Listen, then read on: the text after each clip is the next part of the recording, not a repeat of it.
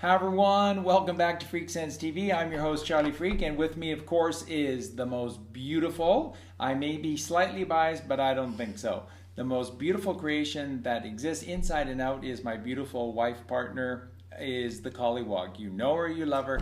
Let's say hi to Collywog.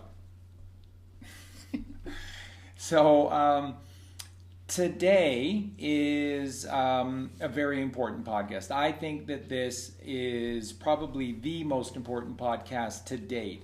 And what this podcast essentially is the completion of a trilogy of the two shows that we did with Mark Devlin. Now, very specifically, these are from Mark Devlin's YouTube channel, which is Good Vibrations Podcast. And these are numbers 158 and 161. I think 158 has now over 60,000 views on it, on its way to 100,000. And as of this morning, 161 has 95,000 views, so well on its way as well. So these are, obviously, those were very, very important podcasts. And this one is designed to, for now, complete the trilogy of what we started on 158, where what we were talking about is that this operation that the Q plan had in place was born out. Hi, Q. This is one of our rescue dogs, Q. Hi, Q. And so on episode number 158, what we talked about was how the Q plan unveiled itself on the back of the coronavirus, and that saved us. It absolutely saved us, because we were going down for the count. If nobody was there, if this wasn't real, we already would be down for the count. And in that first video, what we let everyone know is that the coronavirus in and of itself was an empty shell. The power behind the coronavirus lay in the 5G network, and in particular, these 5G beta waves that were designed to turn our brains to mush and essentially just make us completely diseased and incapable of health and defending ourselves, and we were ripe for the picking, and we would have been. We're in Facebook jail for 5 days because we posted a video, we posted a post on coronavirus and 5G, and the correlation between them, and they cut us off, so we're no longer able to post for 5 days. Which is a significant amount of time, because there's so much happening. We really miss you guys. So thank you, Collywog, and it's so true. There's so much to share with you right now, and they're just not making it possible. So we're going to get to those, because I'm going to actually read both of those two posts, because they've taken them away. So this will get them back out for everyone to hear and to know. And obviously, I'll have the images here we put them on our Patreon, so that you can always find them there. That's right. You can always, we can always. So far, Patreon has been great. They've allowed us to post everything. I'm sure they're linked somehow, but yeah, they haven't cut us off there. So. And what I just wanted to share with you, Colleen was saying that we've been in Facebook jail for a total of 5 days now with 2 penalties. And they removed a total of 15 posts of mine that were dangerous. And it's so cute, because just as we're coming out today, just before we started the podcast, we're coming out of Facebook jail, they just sent a warning to me and basically said that we're watching, and that if there's any more dangerous posts, you'll be taken down for 7 days, and it'll just continue. It just continues. So that's truth, right? That's democracy. That's freedom. So now remember, this I want to tie into 161, Good Vibrations Podcast with Mark Devlin. The second one, 161, and that's where what we told you is that before the Q plan that unveiled itself on the back of the coronavirus in episode 158. In 161, we showed you step by step, all 26 points from A to Z, how Donald Trump, through the Q plan, took literal control over every major nation state, over every major corporation, over every banking institution, of all the royals, of all of these major institutions in the world. the White Hats took back power and control, and every one of the leaders of these so-called agencies were forced to perform some kind of ritual act in public, of which we've and are in the process of providing you all of the images for. I'm almost finished that podcast for the images to Mark's 161 podcast. And it shows everything, and it's just incredible. So again, that's every single aspect of the cabal showing deference to Donald Trump. And in the podcast, as soon as I finish this introduction, and before we dig into all of the components of the podcast today, I'm going to be reading to you a section from the Bible, the book of Isaiah, and this is relating to chapter 45 in the book of Isaiah, in which God bestowed his powers to Cyrus. And this is so much just like Joshua for Jericho. Again, God is stillness and silence, and so therefore God requires, many are called, few are chosen, but these chosen ones to play the role that God wishes. This is the number 7, God intervention, and that's why you see everywhere with Donald Trump, 7, 7, 7. The 3 sevens equals 21. And the fact that he is the 45th president, and 4 plus 5 equals 9. Yeah, you just can't miss the symbology. So God consciousness. So that's right. So chapter 45 in Isaiah specifically is talking about Donald Trump. And of course it was Cyrus, and of course it has been Joshua and Jericho. It has been many, many people who have been called, chosen to perform this God intervention, the number 7. And again, like we said, with everything with Trump, is 777. And I just wanted to interject here that, in the Hebrew language, they use their letters, but they also use the correlation of numbers with the letters. So God's language has both numbers and letters, symbols. And that's very important. And it also correlates to the English language. So we need to start incorporating numbers into our thinking process, because that is very much a part of God's language. Yeah, absolutely. So well spoken. Again, everything is symbology and numerology. It's it not absolutely the devil's is. work. It's actually God's language. It's so God's we work. need to take that back. Mm-hmm. It's God's language. It's God's work. It's how God speaks to us.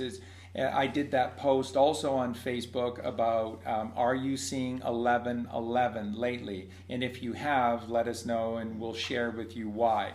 Again, 11:11 are the 2 pillars, the twin pillars, the twin pines, or the 2 temples. And these are your 2 temples. Solomon's temple in the Bible is your brain. And the 2 temples house number 9 in between, which is God consciousness. The seat of your soul, which is the 3rd ventricle of your brain, holds your essence, which is God consciousness. So that's the significance of 9/11, and taking down of 9/11 is that. Remember 9. That's right. The house of God is in between so they were the symbolically 2 towers. That's right. Taking down. They symbolically took down the twin towers in New York to tell you their plan, which is to destroy God. And to take us down through the destruction of God. So I always say that we were at the 11th hour, but Charlie's right. We were at 11:59. 59. Yeah. So that's what we're here to share with you. It's horrifying, but at the same time, God intervention, right? And that came in the form of something that we weren't prepared to even understand, that it was Donald Trump and the Q process. So, wow, the biggest military operation in the world. Yeah, absolutely, and to save us. And remember, we're not beholden to Donald Trump. As recent as 3 years ago, Colleen and I, like we told you, we're Canadians. We weren't really, enmeshed too much, other than we know that everything seems to happen in America's got all the power. But we knew enough to watch the November 2016, late November 2016 election against Hillary. And it was more than just Hillary can't get in because she's so evil. and that the orange-haired clown is lesser of the two evils, which is what we kind of thought going into it. But we were intrigued by this draining of the swamp narrative that was being said by Trump, and that Clintons are criminals. These things really intrigued us because it was going far beyond what just some character actor would be saying and willing to say during an election. So we were really tied to that.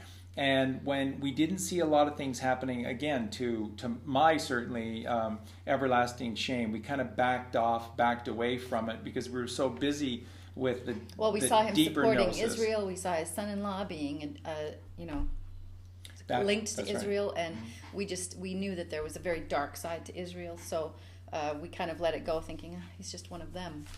And so everything came back upon us. But to our credit, we have, because we're only beholden to one thing, and that is the truth. No matter where it leads, no matter how improbable, and no matter how much God's sense of humor likes to sort of prod us every now and again, we will go wherever the truth leads us. And we took an oath. We took a vow. And we're holding to right. it. It doesn't matter when. And trust me, there's been some crazy things that we've been presented with, and that's right. So for those of you now who are just coming, don't really know Collywog and I at all, and you're coming into this late, and you just don't like all of the hope and the strength and the factual A to Z, point by point unraveling of the cabal that we laid out for you with Mark. Then people are taking unwarranted, unjustified shots at us and stuff, not really knowing and whatnot. But remember, unlike virtually not all, but virtually all in the truth community, we're not beholden to anything except one thing, and that's the truth. We're not driven to money and possessions, obviously, and we live our lives in service to God's creation, running the animal rescue sanctuary and the 45 animals that we currently have. So we're interested in one thing and one thing only, which initially was transforming our lives so that we could become wise enough to be able to see what messages God was sending us, and to somehow to know God and to come closer to God. And the journey has just been incredible. But again, because we're beholden to one thing and one thing only on this journey to seek for God, and that was the truth. No matter where it took us, no matter what it made us look like, it's the truth. And so really at the end of the day... And ultimately we were looking for truth, and it led us to God. And from that point on, we just went, we understand. And now we know we're searching for God, consciousness for God, and we found him. Yeah, because everything leads you there, because all of creation is God's creation, and therefore what God is the sum of the parts. It is all things, all is a tomb, as Santos Bonacci teaches. So once they get rid of all of this evil, you're going to watch God come to the surface again, and everybody's going to understand who we are and where we came from. And that's why we're going to start. Right after this, we're going to start with the passage, chapter 45. Donald Trump is the 45th American president, and 4 plus 5 equals 9. 9 is God consciousness, and the 9 exists between the two towers, the two temples, 9/11. That's 9/11 and the significance of 9/11. So this podcast is going to tie all of these things together. So this is going right from the coronavirus and its incredible wicked fakery to its real power, which is the 5G waves, how all of that works. And this will lead us to the pathway. Now, this is not the path that is straight and narrow that marks the entrance to God and God's realm. This is the pathway that is broad and spacious. This is the path that leads you to destruction. And the end of this pathway, all roads lead to Rome, not quite Rome. It is very close to Rome, and it is at the heart of this evil cabal. And we're going to lead you there today, and you're going to see how point number 10 of the key facts that we talked about on Mark's show 158 that needed to happen is the final step that leads to this city as well at the end of the pathway. So we're going to be including that as well. And then in the very end, we're going to just tie everything together and how everything connects to everything else. It's all connected to this one group, to this one plan, and how these people control their many, many, many minions. And they have to be able to control them so that if any of them ever get caught, they'll never spill the beans on the Cabal, because if they do, they will be torn. They're compromised by the horrors of what they have done. So this is the overview to the show. The title of the show is Right Here, Right Now, the Truth of Our Reality. And as I said, we're going to tie everything together for you so that when we're finished this podcast today, when you're finished watching this, you're going to know exactly where you stand in relation to all of this and where you need to go, where we all need to go in relation to what's coming. Because what's coming, yes, it is the truth. Remember, the war is over. The victory has been achieved. It's going to be played out now until the November 3rd election, in kind of like it's a tying narrative. up the loose ends. It really is. And they're going to do it in kind of like a connective narrative. So a storyline so that the masses can relate to this and connect to this. Because remember, the reason why your whole freedom hasn't been unveiled or revealed to you completely just yet is because we have got to wake up as many of these brain dead zombies as is possible. Because at the end of the day, it's not our fault that we were MK Ultra'd. It's not our fault that we were, taken down this path of an unconsciousness. But at this point, we have the responsibility, when we do awaken, we have the responsibility of helping our brothers and sisters up, because they're still sleeping. They're still under the spell. And it's a very dangerous place to be, because they could be the downfall of us. They don't know it. It's like a sleepwalker, and you're told never to wake up a sleepwalker because they can be dangerous. They can hurt themselves or they could hurt you. And that's what it's like, literally. And you know this because you have family or friends that you've tried to speak to about this, and they violently oppose it. And that's what, they're afraid. This fear comes up and wells up, and they can't acknowledge it. So for them, it's a cognitive dissonance, and they have to attack what you're saying. Otherwise, they have to take a conscious, understanding that they have to change their life, or that they have to encompass this new truth, which scares the crap out of them. And how can that be real? It's just too horrific to think about. No, shut up. You're wrong. You're crazy.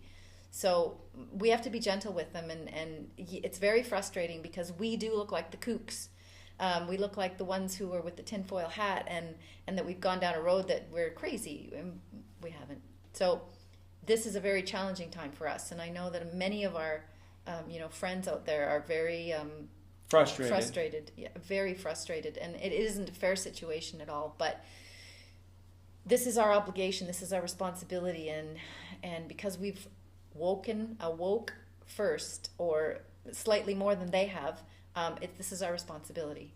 So it is, and we can't leave anyone behind, because where we go one, we go all, because this is the world that we've been given, and we're all here. So as we move forward, they're going to have to move forward too. So somehow, some way, we have to show patience. Somehow, some way, we have to endure their sarcasm and barbs and jabs against us. Initially, we thought a breakaway society, because we can't wake these people up, and there's nothing out there to show them that this is all an illusion, and it's all being orchestrated as an evil act and agenda. But now that all of this is taking place, and we've discovered that there is the white hats, the good guys out there, we don't have to make a breakaway society. We now know that our responsibility is to stay inside, and not inside the house. We have to stay inside of humanity, of mankind, and in this world, and we have to help each other. So there's no running away. We're going to stay, and we're going to fight for those who are still asleep. That's right. And we're going to tolerate their nonsensical babbling, and again, the personal attacks against us. They know not what they say at this point. And we have to be bigger, stronger, and better than they are to encourage them to become better. Mm-hmm. We have to do more to encourage them to do more. And find people who have open minds to support each other. That's why we have a tribe, so For that sure. we can share that. Yeah, and we want to thank you for becoming part of our family, because that's what you are to us. You need to really know this. We need each other in this time. With Collywog and I, we see you. We see all of our friends on Facebook. We see all of our subscribers on YouTube. We see all of you that reach out to us on a consistent basis. So we are all one. Where we go one, we go all. And again, the one is God. It is. And when we go to the path that is straight and narrow that leads to God, then everyone goes and everyone will come along at their own pace, at their own speed. But we need to do this together. Our true father and mother is God and the sacred feminine Mother Mary. These are our true. So to that end, we truly all are brothers and sisters. We are brethren to one another, and we need to start treating one another like that. Even if they will not treat us that way, we must treat them that way. And we continue that behavior together. In a couple generations, there will just be love. That's correct. That's exactly how it works. So today's episode, once again, which we're going to start in earnest right now, is right here, right now, the truth of our reality. What I want to do is I'm going to read a passage from the Bible, and this is from the book of Isaiah. The reason I'm doing this is because from the beginning, Q has made this very clear to us. And we picked up on this a while ago, and we began posting this with you because we really, really could feel it. And then so many of you chimed in. Biblical. That you chimed right back and you said, Charlie, listen, we agree with you and Collywog so much that we're getting the same feeling that this is absolutely biblical times. We're talking good versus evil, right? So this is biblical. This is boom. Yeah, exactly. This is pillars of salt. It really is. And so all along, and we really felt this. And then you see, like when I connected all the dots for you on the second show with Mark and pieced together from A to Z the 26 actions that Trump took to control the whole cabal, to take down the cabal and control the world. Those 26 points that we shared with you on Mark's show from A to Z, that was very biblical. And then you just saw so many of these things, like starting with the number one marker, which was Saudi Arabia, so key. The first three are the big key, because the big key are the first three, because that's the unholy trinity of Saudi Arabia, Israel, and then Rome, the Vatican. So that's what was so key there. But and in doing so, you just got this whole feel that this was very biblical and tied in with Trump. So this is how I want to start the show today, is this passage. So let me read this to you. This is the book of Isaiah in the Bible, of course, and this is chapter 45. Now, just before I read this, remember, Donald Trump is the 45th president of the United States, and 4 plus 5 equals 9. And 9, as you well know by now, is God consciousness. And God consciousness is what exists of God within us in his mercy seat, which is gifted to us within the third ventricle of our brain. And there are no coincidences. There really aren't. Thank you, my angel. You are so right. So let me read through this for you. It won't take very long. Thus saith the Lord to his anointed, Cyrus, whose right hand I have holden, to subdue nations before him. And I will loose the loins of kings, to open before him the two-leaved gates, and the gates shall not be shut. And I will go before thee, and make the crooked places straight. I will break in pieces the gates of brass, and cut in sunder the bars of iron. And I will give thee treasures of darkness, and hidden riches in secret places. And thou mayest know that I, the Lord, which call thee by thy name, am God of Israel. For Jacob my servant's sake, and Israel mine elect, I have even thee called thee by thy name. I have surnamed thee, though thou hast not known me. I am the Lord, and there is none else. There is no God beside me. I girded thee, though thou hast not known me. Drop down, ye heavens, from above, and let the skies pour down righteousness. Let the earth open. Let them bring forth salvation. Let righteousness spring up together.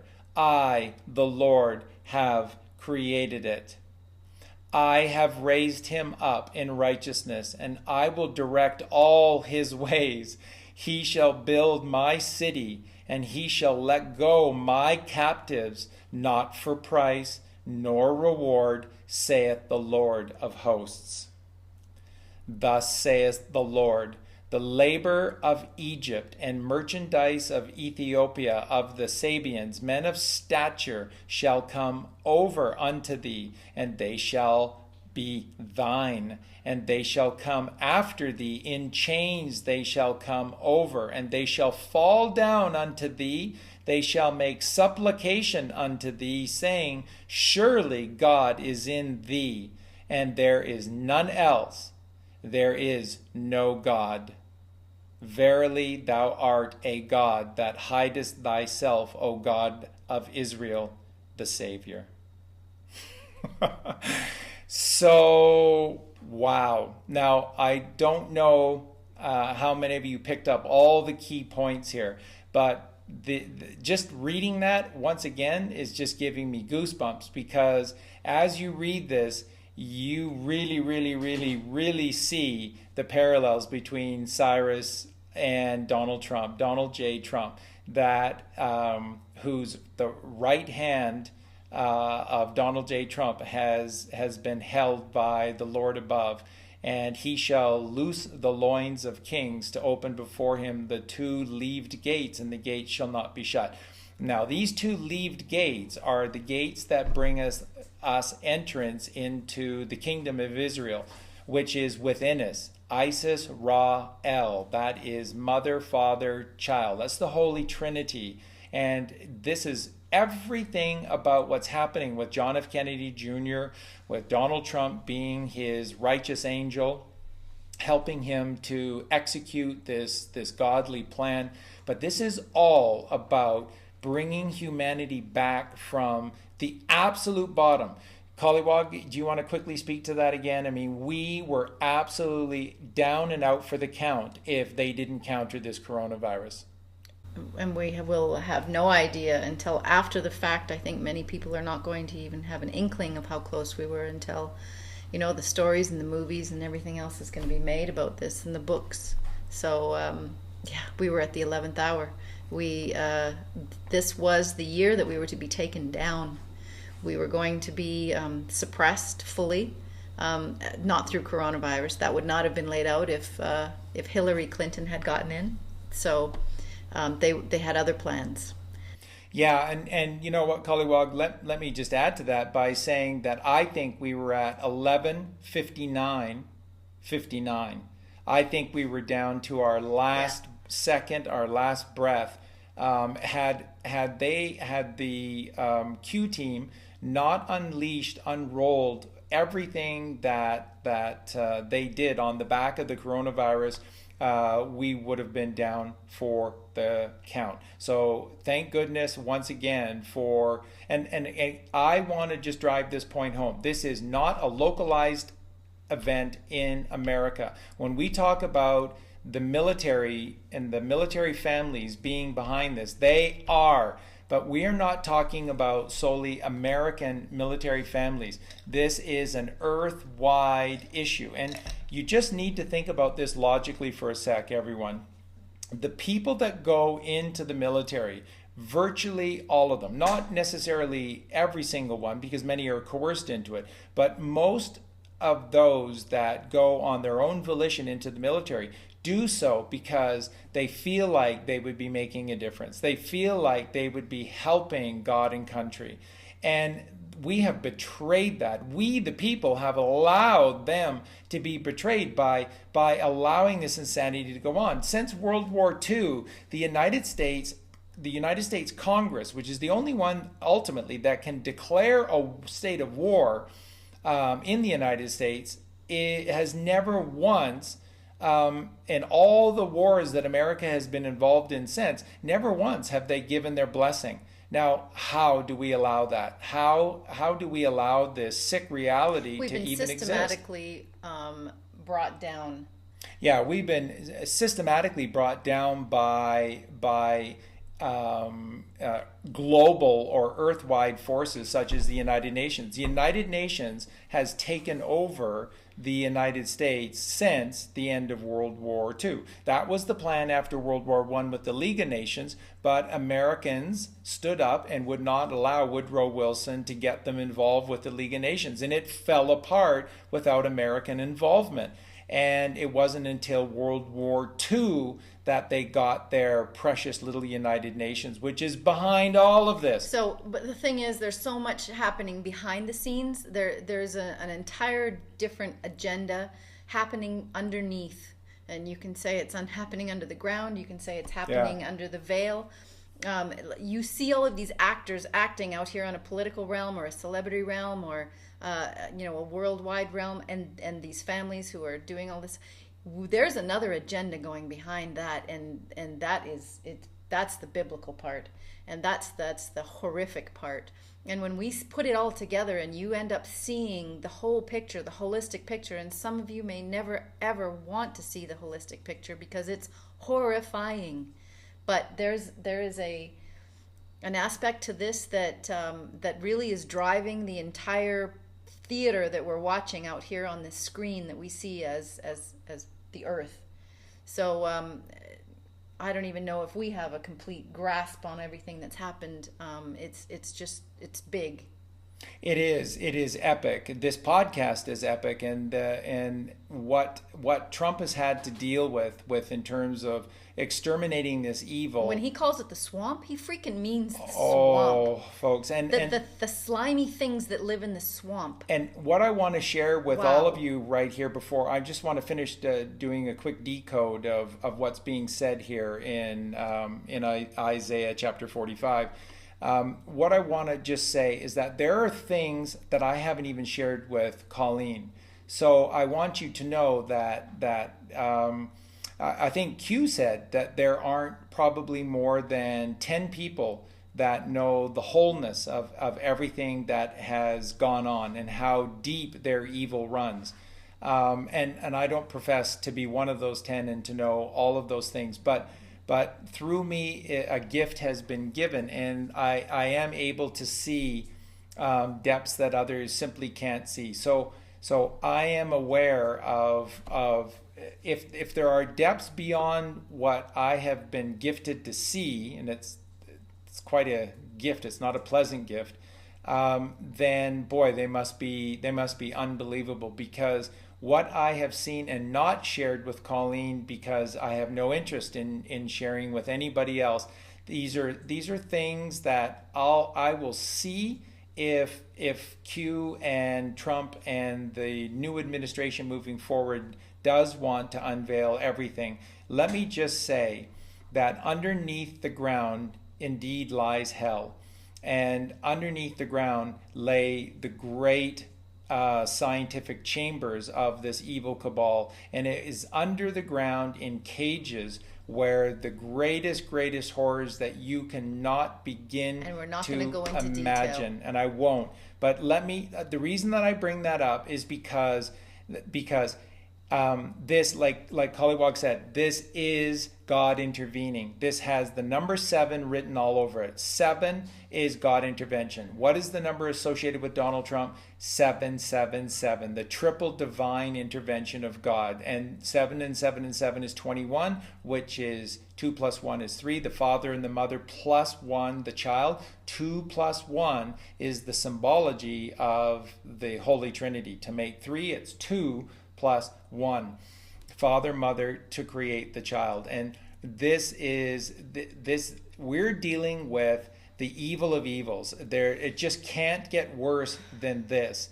So I just wanted to make that point again to you, because this is how you know that God has anointed Donald Trump with special powers, and so the hand of God is upon all of this. But again, remember, the Father is still in silent, stationary, And therefore, that is why throughout human history, we constantly have this play out where those of us are called upon and then we answer the call. So many are called, few are chosen, and the few that are chosen are gifted enormous powers. So when you really think of Donald Trump, I always think of Joshua and Jericho. I really do. And of course, when you look at chapter 6 in the book of Joshua, that is all about the freedom, liberty of Jericho. And of course, everything is about the number 7. Everything in that book is about the number 7. And everything about Donald Trump is the number 7. So very quickly to go through this, just to drive home this point of how close this chapter 45 in Isaiah is talking about the anointing instead of Cyrus now, but bestowed upon Donald Trump. I will go before thee and make crooked places straight, the straight and the narrow path. I will break in pieces the gates of brass and cut in sunder the bars of iron. These are the works of the hands of man. And these gates have been burst asunder, and they have allowed Donald Trump to walk in. First to Saudi Arabia. And what did Donald Trump do? He took the Sultan's sword, and they did the dance of the sword, and Trump was exalted with the sword in the center upon high, symbolizing that he was in control of the self-determination of Saudi Arabia. So again, this happened by God coming before Donald Trump. And I will give thee treasures of darkness and hidden riches of secret places, that thou mayest know that I, the Lord, which call thee by thy name, and God of Israel. And again, you just need to wrap your head around this. Treasures of darkness and hidden riches and secret places are our children. The children that have been like Hansel and Gretel in the very, very evil book of the Grimm tales, telling you how they do things in plain sight. That those are stories that I never read as a kid. Collywog didn't either. I think our parents tried with both of us, but we just couldn't stand those stories and that book. And I think that book, it never even stayed in our house because nobody ever touched it. So that's a very evil book. It's not children's tales. It's putting their truth in plain sight at what they do. And so as Trump is doing this, the real treasures are the children that are in the darkness and hidden in secret places. And they are what are being released, and liberty is being given in the name of God of Israel. So this is how you know that God has come before Donald Trump, and that Donald J. Trump has been anointed by God as his avenging angel to cleanse the earth of this evil of Egypt. And I want to just address that point as well. Every time you hear the word Egypt, Egypt is simply an allegory for the left hemisphere of the brain. And this is what we're dealing with. And I'm going to read that little verse again here for you so that we can make sense of it. And it says, "Thus saith the Lord, the labor of Egypt, the works of the hands of man out of the left brain, and the merchandise of Ethiopia and the Sabians." Again, these are the material goods, the material wealth, things that we feel like we can own and possess to have power over others. These men of stature that have these possessions shall come over unto thee, and they shall be thine. They shall give themselves over to Donald Trump, and they shall be Donald Trump's, and they shall come after Donald Trump. They shall follow behind.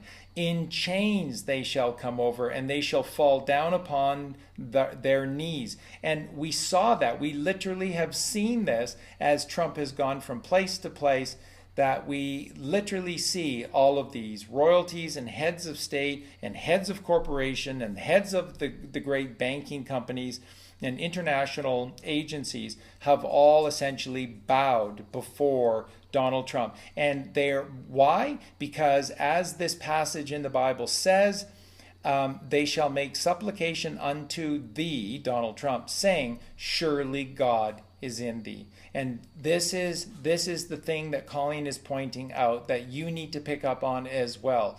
That at this point, at the very least, the Cabal know this much, that they have been defeated not just by the hands of man, but by the heavenly hands of the Father above.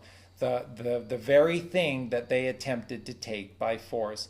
And this is Babylon all over again. This is the Tower of Babel, Babel, Babel again. We see it again. And this time around, they tried loophole after loophole after loophole, but loopholes don't work. There is such a thing as right and wrong.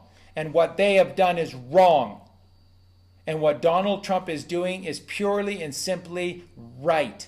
And those of you, and I'm going to say this, I'm not even sure how much Collywog is on board with me saying this publicly, but I'm going to say this. People like Collywog and I and Mark Devlin that have stood up publicly and supported what is clearly going on with regard to Donald J. Trump POTUS, the President of the United States, through the Q plan and the Q team, we represent the tiniest minority in what is called the truth community. Virtually all the major players in the truth community, they not only dismiss what it is that we are saying, but they violently attack and try to besmirch us in saying these things. And the things that came out publicly, they don't bother. I think maybe they bother Collywog a little bit, but they don't bother me at all because I answer to something very, very higher than the so-called leaders of the truth community. And I just want you to know that the things that have been said against us after what we did, we laid out entirely what happened in secret of the Q plan from A to Z from 2017 to 2019. That is the backdrop to what is now taking place right now. No one else has done that for you, and we laid it out for you and step by step. Remember what they say about the dark saying of all truth is met with ridicule, and then it's violently opposed, and then it's accepted. Yeah, as if they came up with this idea in the first place. And that's okay as long as they eventually accept it. That's correct. We're not looking for any credit here. We're simply trying to help you. And I point this out because I want you to understand this. If the entire mainstream media, and you've seen this, you absolutely know this now beyond a shadow of a doubt, that the mainstream media is 100% completely owned by the Cabal, as they have attempted to weave Twitter and Facebook and every social media platform. They're all 100% under the crooked arm of the Cabal. You think somehow the truth community, where none of us have very much money, that the people within this movement aren't interested in making a little buck by selling out humanity like everybody else in the mainstream media? The alternative media is ripe, virtually, not exactly 100%, but virtually 100%, very, very close, are simply minions, shills of the system.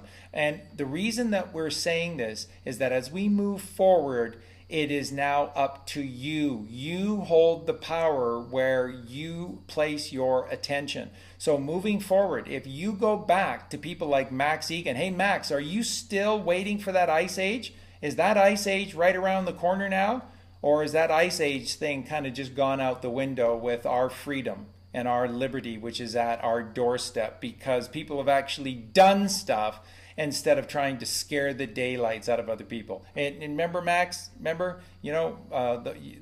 vegans might want to start considering eating animals again to prepare, because there won't be any plants. in the new reality of an ice age. Again, Max, if there's no plants, there are no carnivores. Just so you know. If you want to continue to follow people with that level of idiocy, that's up to you. But we need to change. You need to support those of us that are telling you the truth, the whole truth and nothing but the truth. So help us, God. We have told you this. Colleen and I have shared this with you from the beginning. We've always supported Mark Devlin from the very beginning that we came onto the scene, because we could see in Mark this goodliness and godliness and this desire to seek and to find the truth at all costs. You need to go to where the truth is. And if that's in 1,000 places, 10,000 places, that's wonderful. If it's in 1 or 2 places, then so be it. But you go only to where the truth is. The days of mindlessly wandering with a casual mind need to be over, because that's how we get ourselves into trouble. We need to stay focused, and you stay focused by your breathing. So these are biblical times. This is a biblical president. These events are absolutely biblically playing out, and the ending is going to be righteousness that you can't possibly believe. This is going to right the ship, and we're going to be entering into the land of Israel, where the river of the land flows with milk and honey eternally. So these are very exciting times.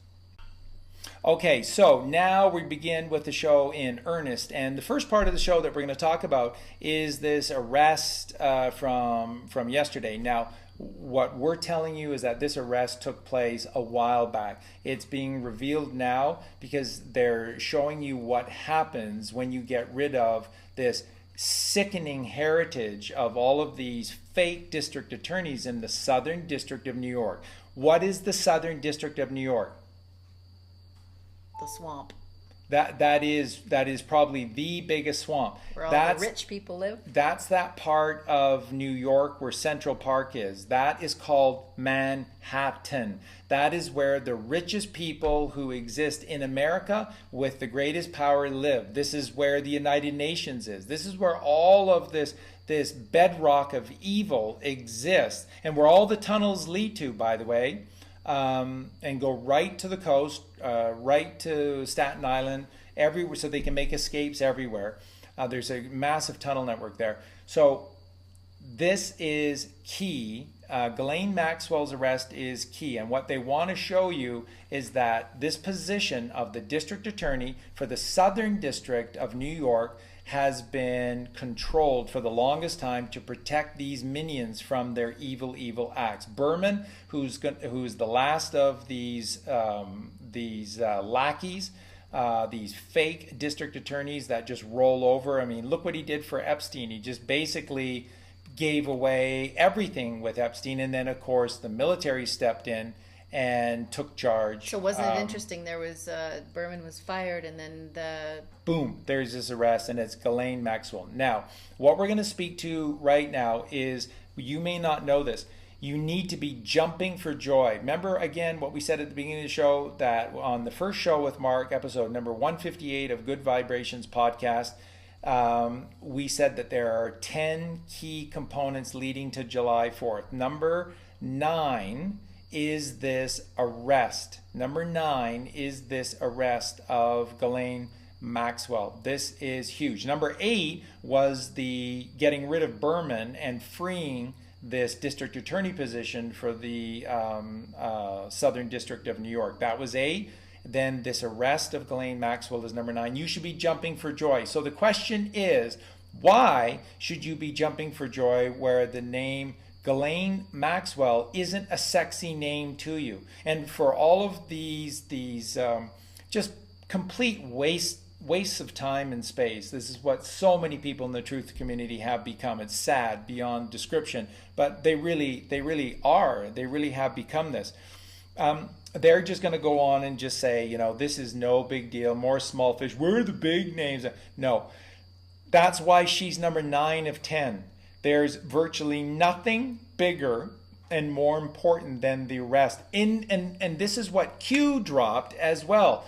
Even more so than Epstein himself. Epstein was important while he was free. The moment that Epstein was detained and arrested, he became persona non grata. And this is what you see with Lord Voldemort, right, Collywog? Mm-hmm. This is what you see with the Phoenicians. This is what you see with these left-brain Canaanites.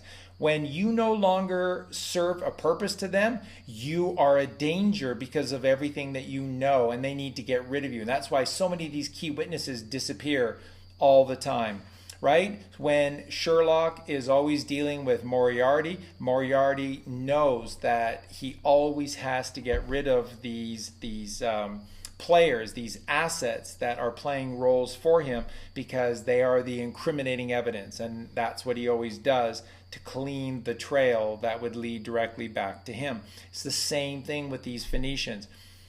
Epstein is not dead. Epstein will not, in my opinion, will not be put to death. He will be given, I think his plea deal is that he's in prison and will remain in prison until he dies, but he will be alone, so that he is not, gang raped and then murdered by the inmates, which is what would happen if they put him into the general prison population.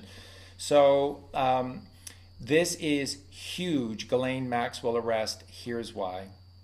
There is such a thing called buffers. You need to understand this, that even with the most evil organization that sits in the darkness behind everything, pulling the strings, that's the 13 Phoenician families. Those are the 13 families that control everything.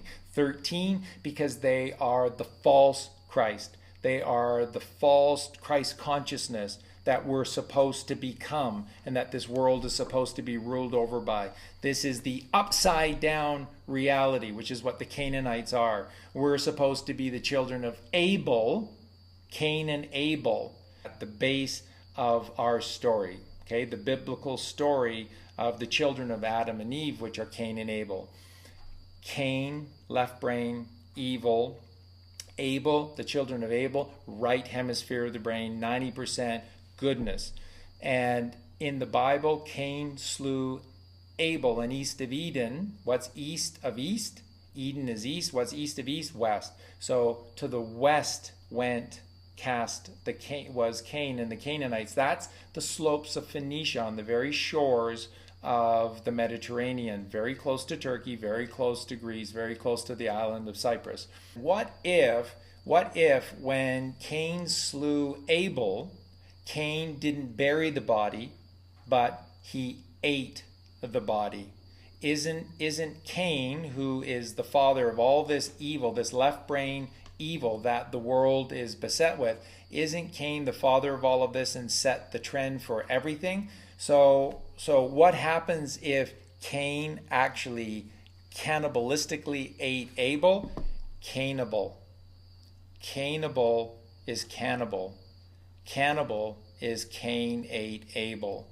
And this is, of course, an allegory, but it fits perfectly. When we exist solely out of our left brain, that dying brain, that 10% of facts, figures, and logic, instead of the right hemisphere where God exists, where Santa Claus exists, where the Mother Mary exists, where Jesus Christ consciousness exists, where everything that is goodly and godly exists, then we fall. It's just a question of when and how far, but we fall. The left brain is the home, the residency of the beast, which is the ego. And you can call it a hydra, a dragon, whatever you want, but that is the true beast.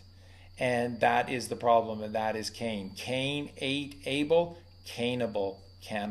So we wanted to share that with you. Now, why is Ghislaine Maxwell, the arrest of her, so important? Buffers. The last line of defense between the 13 Phoenician families and all of their minions. You see, they don't want to deal directly with any of these people. They don't like the Clintons. They probably can't stand the Clintons and how absolutely vile and disgusting that they are. But they're a necessary evil. And they're a necessary evil that has to be controlled. So they need agents in place that they do know, that they do respect, that they do trust, that will help them to control their minions. Okay, that's the role of Ghislaine Maxwell that puts her more important than Jeffrey Epstein. Jeffrey Epstein was a one-trick pony. Jeffrey Epstein had that island. He had help by Ghislaine Maxwell putting that island together. It's essentially taken out of the pages of the Bible. It's just twisted.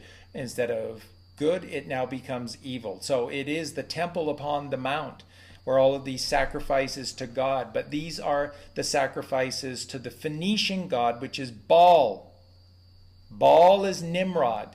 It's the same false god. Nimrod, who built the Tower of Babel, who attempted to take heaven by force. Baal and Nimrod are the same. It's just a different name for the same deity, the false god. And that's what we've been living under for the last 150 years. That's what Colleen and I teach you. So if and when anyone in the truth community attempts to tell you, sort of same old, who's Ghislaine Maxwell, it's not a big arrest or whatever.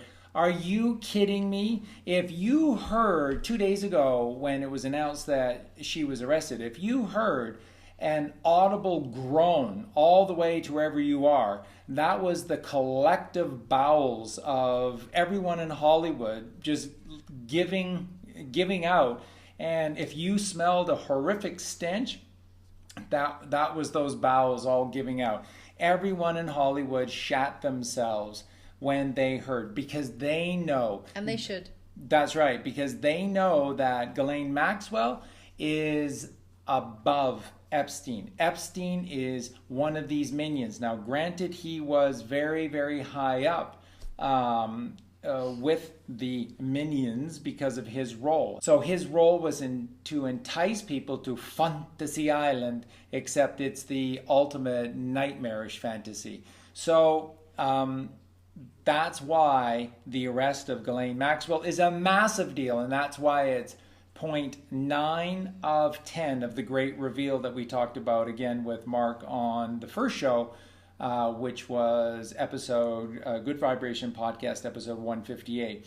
So it's a huge deal. Now, here's something for all of our wonderful British friends as well. Prince Andrew. Now, all of you know Prince Andrew's connection to Epstein and Epstein's Island. What you probably don't know, and what you're going to be looking on the screen right now, is a picture of Ghislaine Maxwell and Kevin Spacey. And this was a very controversial pic because it eventually made its way out into the public forum. And it shows both of them sitting on the royal throne of the Queen and Prince Philip at Buckingham Palace. Now, how in heck did that ever come to pass? Because Ghislaine Maxwell is Prince Andrew's boss. Ghislaine Maxwell enticed Prince Andrew to become like a Jeffrey Epstein. So Prince Andrew was... He's like the honeypot of male... That's brilliant. That's a brilliant way of looking at it. Oh, we've got lots of these wonderful parties, and there'll be a prince there. Exactly. So they can entice all of the young women with all of that, And all the Hollywood celebrities. Who hasn't seen Cinderella, right? Yeah. Oh, he'll fall in love with me, and I'll be a princess. It's true. It's disgusting. Yeah. It's disgusting. And it's a great way, of course, to also entice everyone in Hollywood as well, hobnobbing with British royalty. So that was a major coup for them to land Prince Andrew, and his job was to be there. Not like their family wasn't into this to begin with, though. Absolutely, and like Colleen said, the Queen herself would be like, "Go ahead, son, go do our work because we need to procure all of that adrenochrome and we need it." So yeah, absolutely. So that's something that many of you may not know, but that will be coming out in a massive way in the coming probably days, if not weeks. But Prince Andrew was indeed another minion and was reporting essentially to Ghislaine Maxwell. And she placed him there, just like Epstein was placed on the island. This island was constructed. He had a role to play. That's right. This island wasn't constructed by Epstein. It was constructed by the Phoenicians and through Ghislaine Maxwell. Exactly. And they have the military base there for the submarines throughout those islands there. So, I mean, it's so easy for them to just have all those underground tunnels and just under the water do all of their subversive, transferring back and forth of people as well as the children. It's just disgusting. Yeah, it really, really is. It's horrific. It's disgusting. It's all of those things. So we can put up a picture there for you too and show you. So just before we close off this section about Hollywood shitting its pants over the arrest of Ghislaine Maxwell, Collywog, who was quite emotionally moved by this list in a whole variety of ways. Is going to take you through some of the key names here that are on this list that are deep Patreons of the island. And again, the people that are on this list, these are all people who have participated in not only the rape and torture of children, but again, this is the live skinning of the children for the adrenochrome. And then these are people that were partaking in the cannibalistic spirit cooking ceremonies that were held afterwards. So these people have got nowhere to go. These people have a noose waiting for them. So let's just name a few of the names that I'm aware of. There's some pretty big profile names.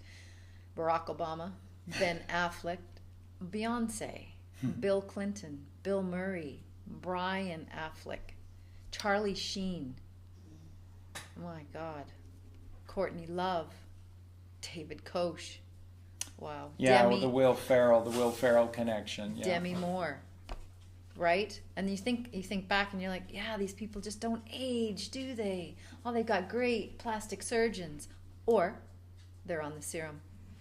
Wow. So, of course, Ghislaine Maxwell, Gwen Stefani, wow, James Franco, James Gunn. Yeah, James Gunn is the one who allegedly is the writer and director, of Guardians of the Galaxy, and he was taken off the making of the third one because of all of his casual pedophilia comments on Twitter. Just brutal. Jim Carrey, yeah, Jimmy Kimmel, yeah, John Cusack, John Legend, wow, yeah, Kevin Spacey, of course, Kathy Griffin. I mean, these are just Madonna. Yeah. Meryl Streep. People that you used to admire and like their movies, right? And they suckered you into thinking they were just good people. Oprah Winfrey. Pharrell Williams. Quentin Tarantino. That doesn't surprise me, actually. Not Robert Downey Jr. That surprises me. Seth Green. And actually he was outed by one of his friends, Cappy, right? Yeah. Isaac Cappy. Wow. Stephen Colbert, Steven Spielberg. I mean, can you ever watch any of those movies again, knowing what those people have been doing? Tom Hanks. It would make it unbelievably tough to do so. That's Wanda Sykes, Will Ferrell, Will Smith. I grew up watching Will Smith and Will Ferrell. Yeah. Woody Allen. That's why you grew up watching. And now there are all those allegations of them. Woody Allen being a pedophile, marrying his daughter. For God's sakes, that he should be protecting, as opposed to, it's disgusting. Yeah. It is what it is. But what it is just flat out horrific. So. Yeah. Again, so that's just, I'm sure that's not a full list of all the names either. No, not at all. So again, just to be clear on this as well, folks, that these are people that have participated in all aspects of this, all the way through to the cannibalism and the spirit cooking, because that's what's taking place. With the spirit cooking, so, and then they slowly tried to introduce that in sort of more mainstream, trying to normalize all exactly of this into our culture. They're actually social engineers, and all of these young celebrities that they bring up to enter into our home, into our minds, into our children's minds, and we are MK Ultra'd. All of us are under a spell, and they're utilizing these people to normalize this type of pedivore with Katy Perry saying, "Oh, I've eaten people before, yeah, and it just tastes like chicken." And you hear these rumors and you're like, no way could she have said that. But guess what? Her name's on that. And yes, she has eaten people before. That's just disgusting. And that's what this agenda that they're running through. So when you see this LGBTFG group thing of trying to normalize all of these 52 genders or 75 genders, I'm like, are you kidding me? There's a man and a woman, and there are hermaphrodites that actually probably were, just born that way. But other than that, what are they trying to do? It's an agenda. And they're trying to normalize all of that perversion into our lives, and we're MK Ultra'd, we're brainwashed, we are completely at their mercy after a while because we don't even know what's normal anymore. It's disgusting. Yeah, that's exactly right. So we have a culture of people out there who are completely lost as to who we are and who we should be and how magic we are. So this Ghislaine Maxwell is actually, we've discovered that she is Marina Abramovich's sister. So Robert Maxwell had 9 children, and his firstborn was Michael, and Michael is Marina Abramovich. And she was taken to her grandparents and raised. And Ghislaine is the sister. So we're talking about a social engineering of the spirit cooking woman who is Marina, and she's the avant-garde artist in the Hollywood realm, bringing all of these young fledglings into the whole pedivore world and normalizing it and bringing in people, all these celebrities and stars, and so that we're all going, they were at this really weird dinner at her house, and it was all these dead bodies made in cakes and things like that, and they were eating them, and it's called spirit cooking, and it just looks so weird, and it's something that you'd see like Yoko Ono doing, and it's just bizarre. And Lady Gaga's there, and they're just hooked like this, and Will Ferrell and all the high-profile names. And so Abramovich is doing this, and then you've got her sister Ghislaine doing all of these other things that are very male or masculine in nature. So I think it's pretty clear to see what happened. So this is, and we delved into this. This is what partially got us into such big trouble on Facebook last week, because we had just a host of massive amount of truth. Now, this was originally in response to the death of Steve Bing. Steve Bing is one of these worst, a big contributor to the Clinton Foundation, a big player in the Hollywood scene and pedivore in Hollywood. And his girlfriend just happened to be Elizabeth Hurley. Yeah, that's right. And they actually have a child together by the name of Damien. And you can't make this stuff up. No, you can't. And they're very famous, are Elizabeth Hurley and Steve Bing, for their parties at Steve Bing's palatial apartment in Century City, because they used to have these come as your favorite adrenal parties. So you can do the math here on what they were talking about. So that's Elizabeth Hurley, who just looks so young all the time. And so her male son, who just happens to look like a girl, is another one of these examples. So this is what we just wanted to... Actually looks like her mini-me. Does. So what we wanted to interject here is another aspect that you may not be aware of.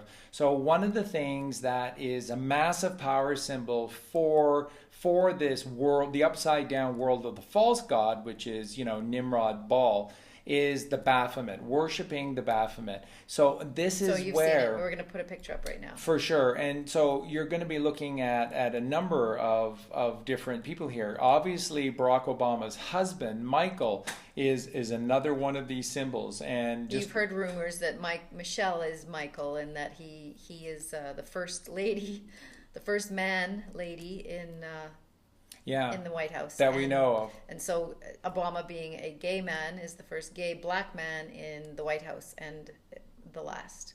Yeah. So what we're talking about is this The Baphomet. adherence to the Baphomet because of the great powers that the Baphomet had. So once again, this obviously applies to Maxwell's two children again that we know of, which is Michael, who became Marina, and then Ghislaine, who looked quite masculine and did all of the masculine things so she's of the the submarine family. pilot. She is. We're going to get into that and helicopter that whole pilot. world She's in the just one a sec. who's That's right. trafficking the children. Yeah, and that's right. So she has her submarine training all license. of She these has her people. helicopter license. All of these things. So going back to this, what they do is once they determine in vitro what the fetus is, then they begin to bombard the fetus with the opposing hormones. So in the case of Michael, to create Marina, they began to blast estrogen and other feminine hormones into the fetus in vitro. And this is what they do. And then after birth, the same thing. And clearly you're seeing this in Elizabeth Hurley's son, Damien, who's going to become the Baphomet and has some pretty horrific habits himself when all of that comes out. Whatever gender it is, it starts to take on the opposing. So you have these very effeminate men coming out, and of course they're gay, right? Because they're just effeminate, and these women are butchier, and they have more masculine, they have more of an Adam's apple, and so that's why you get things that are very mixed up, and people aren't able to tell anymore if it's a man or a woman. And that all works. And so they have to both their goal. genitalia. The men would have the penis, and they would have the breasts, or they maybe enhance them as well. But all of those things, and the women would have facial hair, and so it's a mix-up, and you're very confused. And I can imagine that there are some emotional issues that would come with all of that, a mix-up of hormones. I mean, we all know that as human beings, we go through our own hormonal stages, and it can be very, very stressful.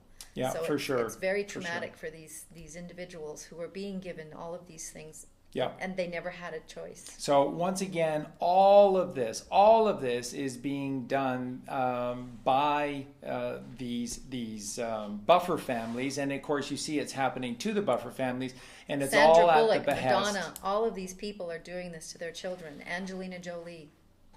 Yeah, and again, it's all of this is done at the behest of the 13 Phoenician families so that they can control and own. It's all about ownership and of the people that work underneath them. This is how they control.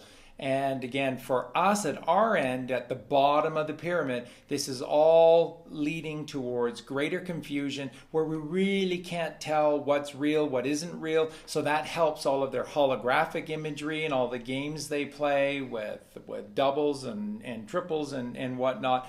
There's all sorts of things that are going on here that are just flat out unhealthy and designed to confuse us at the end of the day. More and more and more confusion. So again, you see it in the White House with Michael, who became Michelle Baphomet. And then you see it with, again, both of the Maxwell children.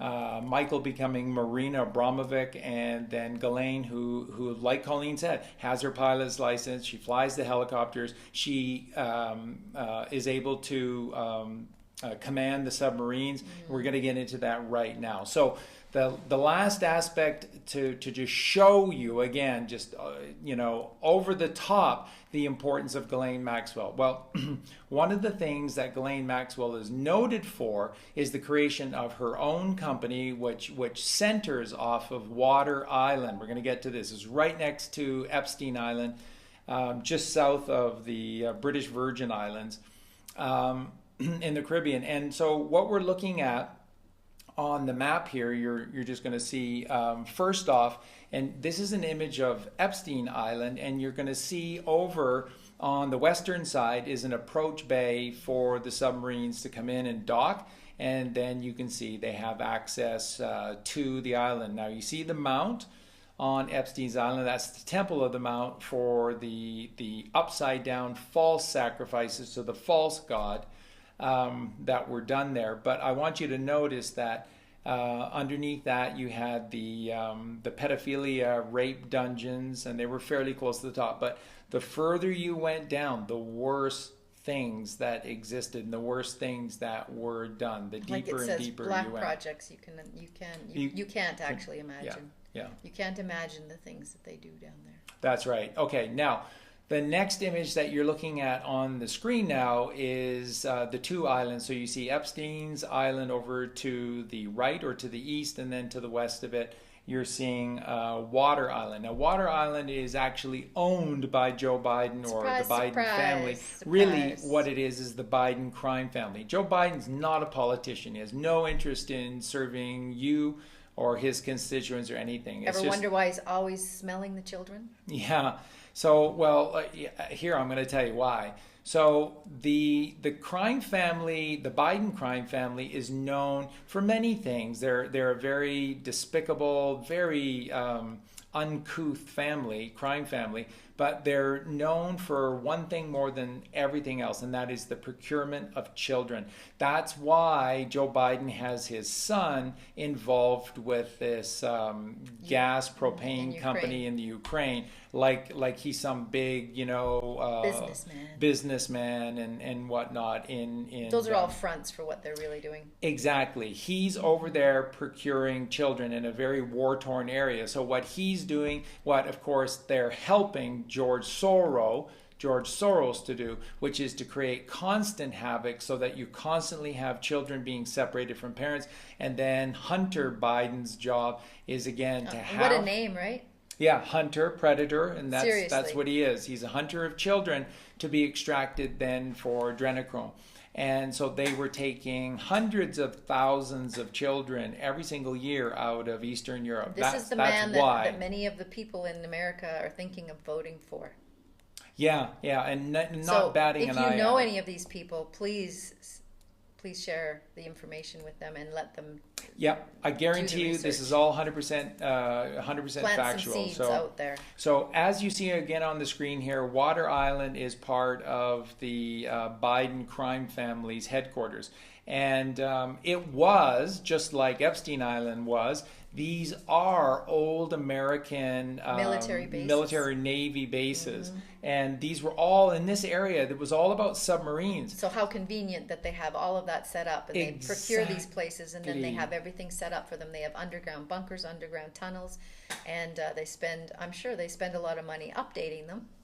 Absolutely. And so out of the sight of everyone's eyes, it's all below the ground. So do you see how these rats of the left brain, the Canaanites of the left brain, you see how the rats are all the same? Whether it's on the land or the ocean, they like to be underneath.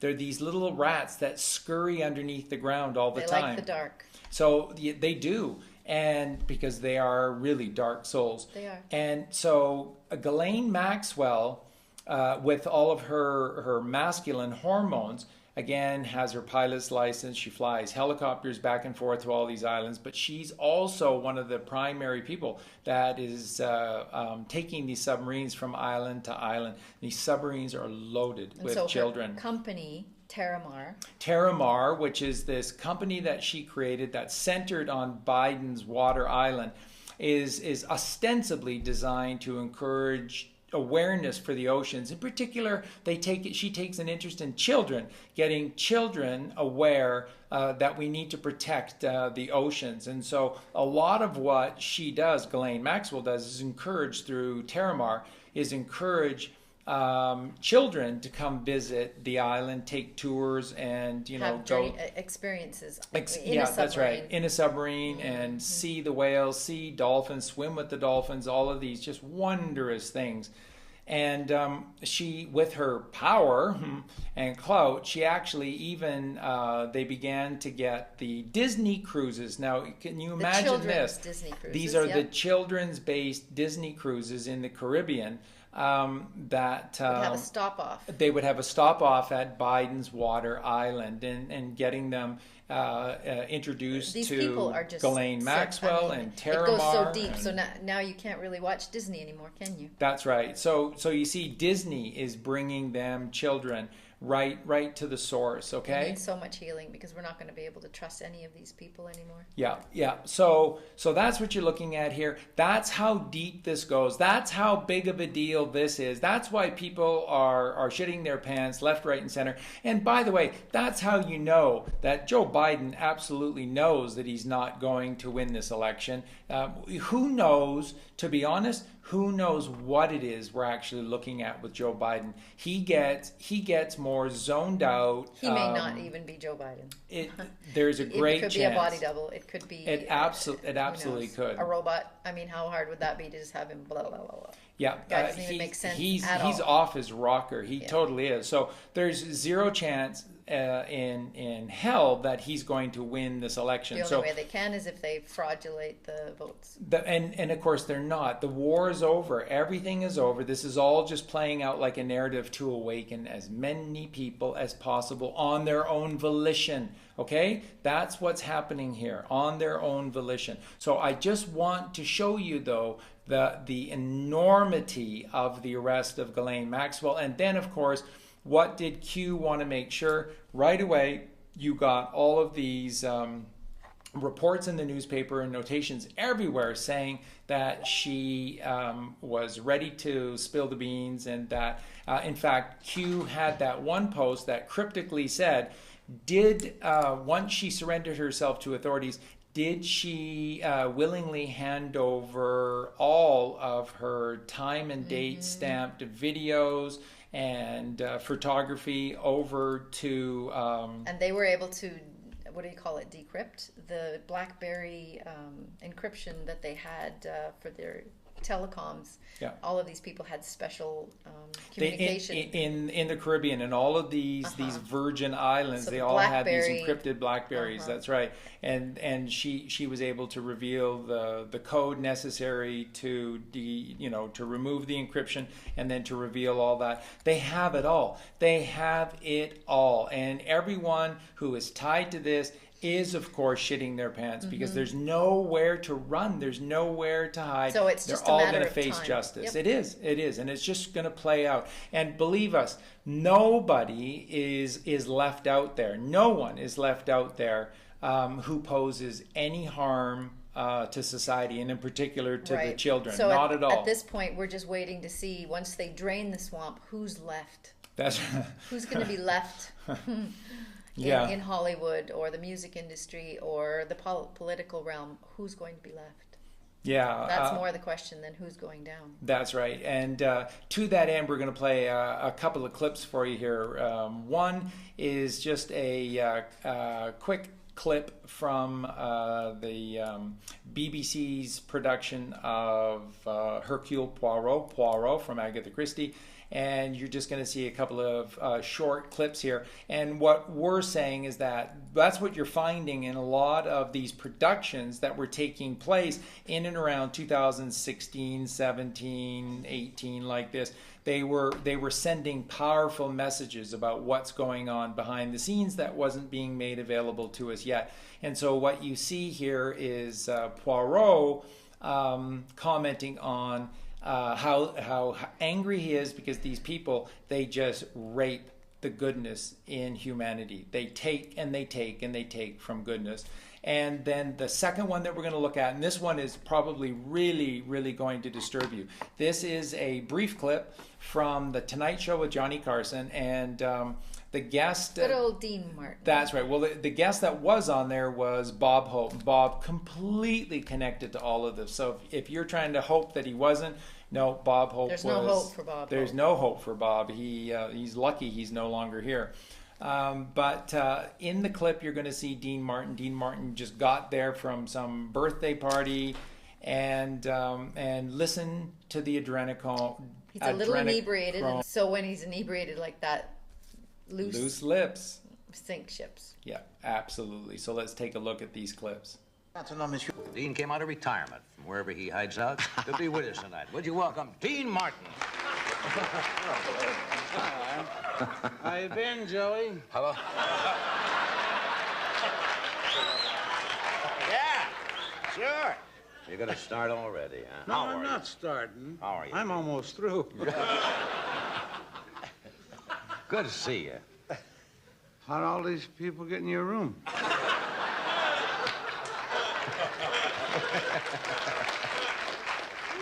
I'll let you know one thing, that there's going to be at least 110 people watching you tonight, because I'm going to Frank's house. You know, it's his party. It's his 60th birthday. And we're all going to get in his bed and watch it. Well, that ought to be a cozy little group. Yeah, if they aren't watching, I guess the Coats will be watching you. Yeah. Someone will be watching you. Did you get Frank something special? How did you do out here? Fair. I had a big opening, and that's it. Imagine him getting away with that. That was it. Yeah, I know. At least, you know, New York's got the finest, but we've got the sweetest out here. That's policemen. Forget it. Yeah. Who's the next one to come out? I know you're going to ask me a question. I'm going to ask Bernie. you a question. Well, you go ahead, Bernie. Did you get Frank something special for his 60th birthday?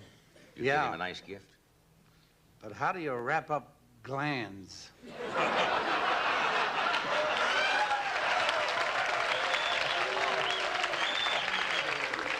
Just made that To go, huh? Yeah, glands to go. Okay, so obviously as Wow, we were, right? Yeah, so obviously as we were saying with regard to Poirot, again, these people, that's what they do. They prey upon the goodness of the average human, the average Because individual, they're psychopaths. mankind. They have no more goodness inside of them. They're They don't. psychopaths. They're numb. Yeah. They're numb. You're looking Yeah. for compassion. They don't have any, so Yeah. they can't give it to you. And something I want to just point out to you, this particular episode was a compilation. They tried to fit all of the Agatha Christie's 10 labors of Hercules into one movie, and they did a great job with it. And note how all of this was taking place up in the Swiss Alps and up in the mountains in the Swiss Alps. And the particular hotel Can was you called the imagine Hotel Olympus. Well, guess what? Guess what? These 13 Phoenician families called themselves, these hidden 13 families. They have a lot of names, but this is one of them, the Olympians. The Olympians. The black nobility, Phoenicians, the Venetians, That's and right. then Well, they have all and- their subtitles. So you're Yeah. talking, you know, and people always say it's the Freemasons, and that's just one of the lower Yeah. levels of them. But the name that they give to themselves are the Olympians because they exist on Mount Olympus. And probably so- Malta too.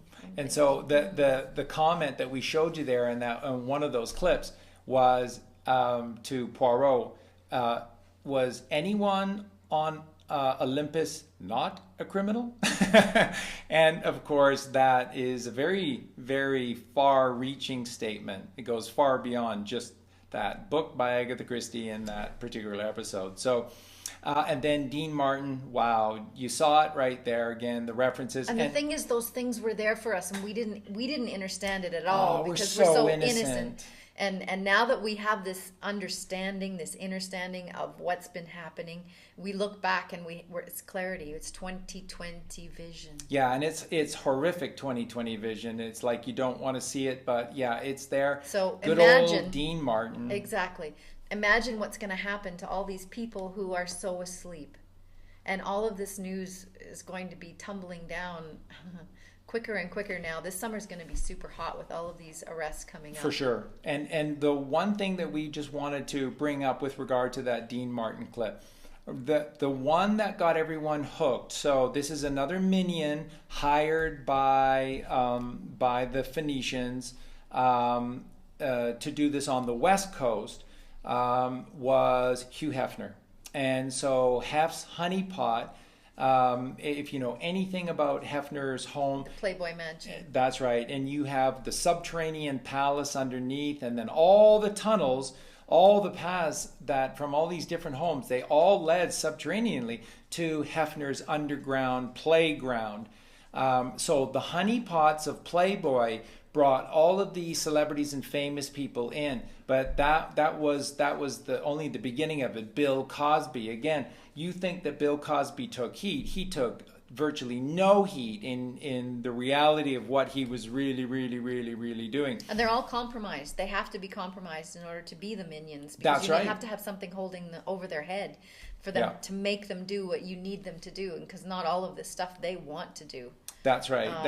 But they're forced into doing it, and they're not going to say anything about it because they're complicit in the adrenochrome. And that's what Hugh's job. So all the stuff with Playboy, just a front. Soft porn for the hard porn that's going on underground once again. And the other point we just wanted to make, in case you didn't know this, Bill Maher is Hugh Hefner's son. You just take a look of a photo between the two of them next to one another, and that's why Bill Maher became, so close to Hef and hung out so much there. At the Playboy Mansion. And that's right. Never got married because he was just a playboy. That's right. And he wearing his red shoes, just like Hugh Hefner used to have a pair of red shoes. And if you know anything about the Red Shoe Club, then it's disgusting. It is disgusting, and they're both part of it. Father, son, and that was Hef's job. Again, hired to get control over all of these minions, Hugh Hefner. Okay, so that's going to close our section on Ghislaine Maxwell to just show you, wow, the enormity of that. Now, we're going to segue quickly in here to the Reveal 10. Now, remember, all of this was supposed to be done prior to today, July 4th, prior to this weekend.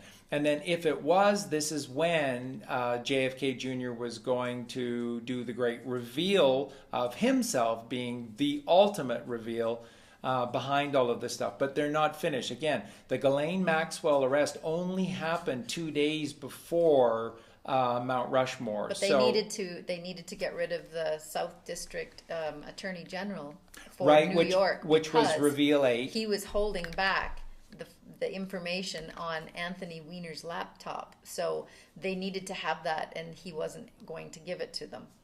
And so when Ag Barr said, "Trump, we need to fire this guy. He needs to resign."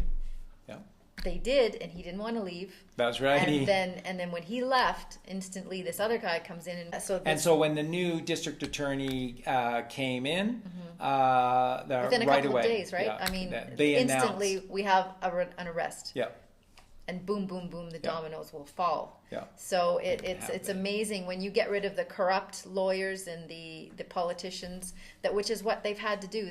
When they're cleaning the swamp, we're talking thousands and thousands of people.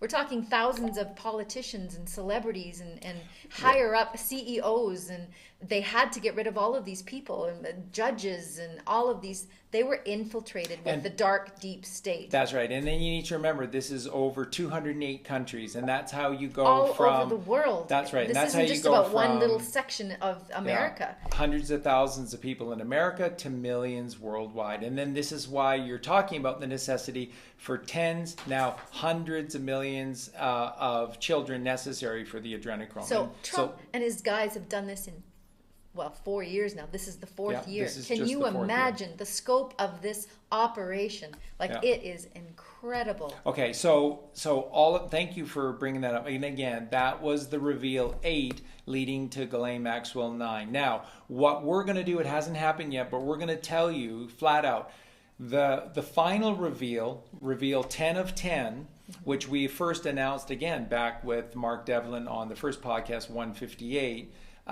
This is relating to Israel, and we're very, very happy for all of our beautiful friends in Israel and the beautiful people Israelis that have been brutalized by this false system that's been played out. Here's something I want to just bring forward is that these people who are called the Jewish tribe of Judah, they are lied to just like we are.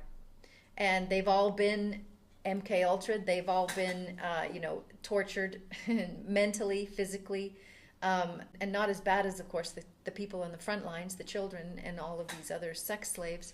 But we've all been traumatized, and the lies that we've been told, and for the Jewish people, that they are a special race unto God, and the chosen ones. They're the chosen ones, and that we are the goyim. Well, that's a load of shit. We know that, and they don't know that yet. And they've been complicit with it all because they've grown up thinking that this is the truth. So the Jewish culture has been used as a Trojan horse by the Phoenicians, just like they used the black people recently for the Every Black 4 Lives years. Matter. I mean, the Phoenicians don't give a shit about black people. No. And it's not even about black people. It's just about distraction, and they use this every 4 years, and then they'll forget about it. And they don't care about the blacks killing blacks or anything else like that. And it's not about color. This is about using a certain card to get out of jail free. So you're not allowed to talk about Jews at all, or you will be put in jail in some countries. And that's the way it's coming. If you were to talk about this, if Hillary Clinton had gotten in and you were to talk about the Jews in any way other than the way, the narrative that they wanted you to, then you would have been killed. You would have been put in jail, probably executed for having these kind of seditious thoughts and information. Right. Now let me come in here, because this is the completion of what Collywog is saying. And what the completion to this is the reason is because that's the last line of defense. That's why Israel is last. And so there's two parts to Israel. There's a dark Israel and a light Israel. And the people who have been lied to are on the light side, and they don't even know. And we know some of those beautiful people, and they are not they're not bad people. No, not at all. No, So like this isn't us, about they've been being lied to Jewish, and they're confused. and the fact that Hollywood is all Jews and they're all the pedophiles. No, and of course Hollywood is not all Jews, But it's very close. and it's not all. It's all fakery. It's all fakery. It's the Phoenicians, and again, when it comes to Using the names of the Jews. when it comes to crime families, and when it comes to controlling large groups through force, that's again going back to the crime families. This is where you have the Jesuits. Okay, so the Catholic Church has nothing to do with religion or God or anything like that. It is a license for these evil ones to get away with murder in the name of God, and you can't question them. So you see how close we're getting here. Again, when we announced this on Mark Devlin Show 161 with the great Takedown, and Trump set out on his journey, what was the Holy Trinity? What was the unholy Trinity? 1, 2, 3 at the beginning. Saudi Arabia. From Saudi Arabia, he went to Israel, and then after Israel, he went to Rome. And so you're dealing with the big three. These are the big three groups that the Phoenicians control, and they're the ones that are closest to the Phoenicians. And the ones that are the last two lines of defense go through the Catholic Church, the popes. That's why there are three popes. And that's sort of one of the two last lines of defense. And the other one is the state of Israel and the Jews, and then the bad Jews, which are the Zionists. Okay, we're talking about the Phoenicians. So we're talking about these Canaanites that were kicked out of the Holy Land, and then they went to Venice. They're and truly so godless people. they've got Italian names, and they've lived through Venice. Venice is the real control mechanism of the whole world. That's where all of doesn't matter if you're in the United States watching this or in Great Britain, your personal surveil records and all of your personal financial records are all being kept on a ship at sea, an island at sea, which is Venice. All your records are kept off the land, because if they had them on the land, that's an affront to God. So, but if they're on the wild oceans, they found a loophole. Another loophole. So all of our personal records, this is the Admiralty law of all the places in the world where they are, and you might have guessed a million other places before thinking of Venice. It's Venice because it is the ship at sea. It is an island at sea. It is the stormy wild seas. So it's also the end of the laws. Silk Road. Don't give too much away. We're going to get to that, and that's the end. We're going to get to the end of the podcast today through that, into that, okay? So the Silk Road. So it's the end of the rainbow. Yeah, it is. They're upside down rainbow, and that is a great analogy because that's how they viewed the it. pot of gold is. That's exactly right, which is Venice. So we'll get to that. So what's coming next, the great reveal 10, the final 10 before then, and we believe it could be August 9th.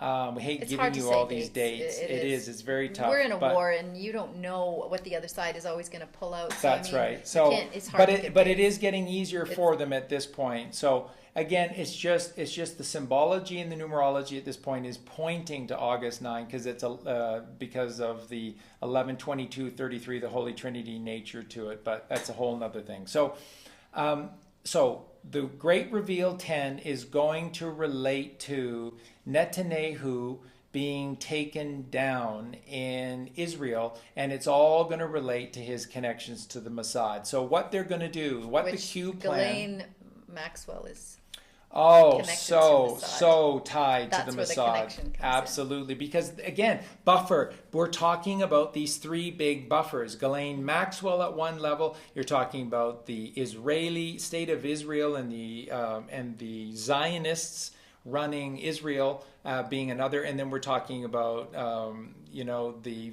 Vatican and again this fake Catholic Church.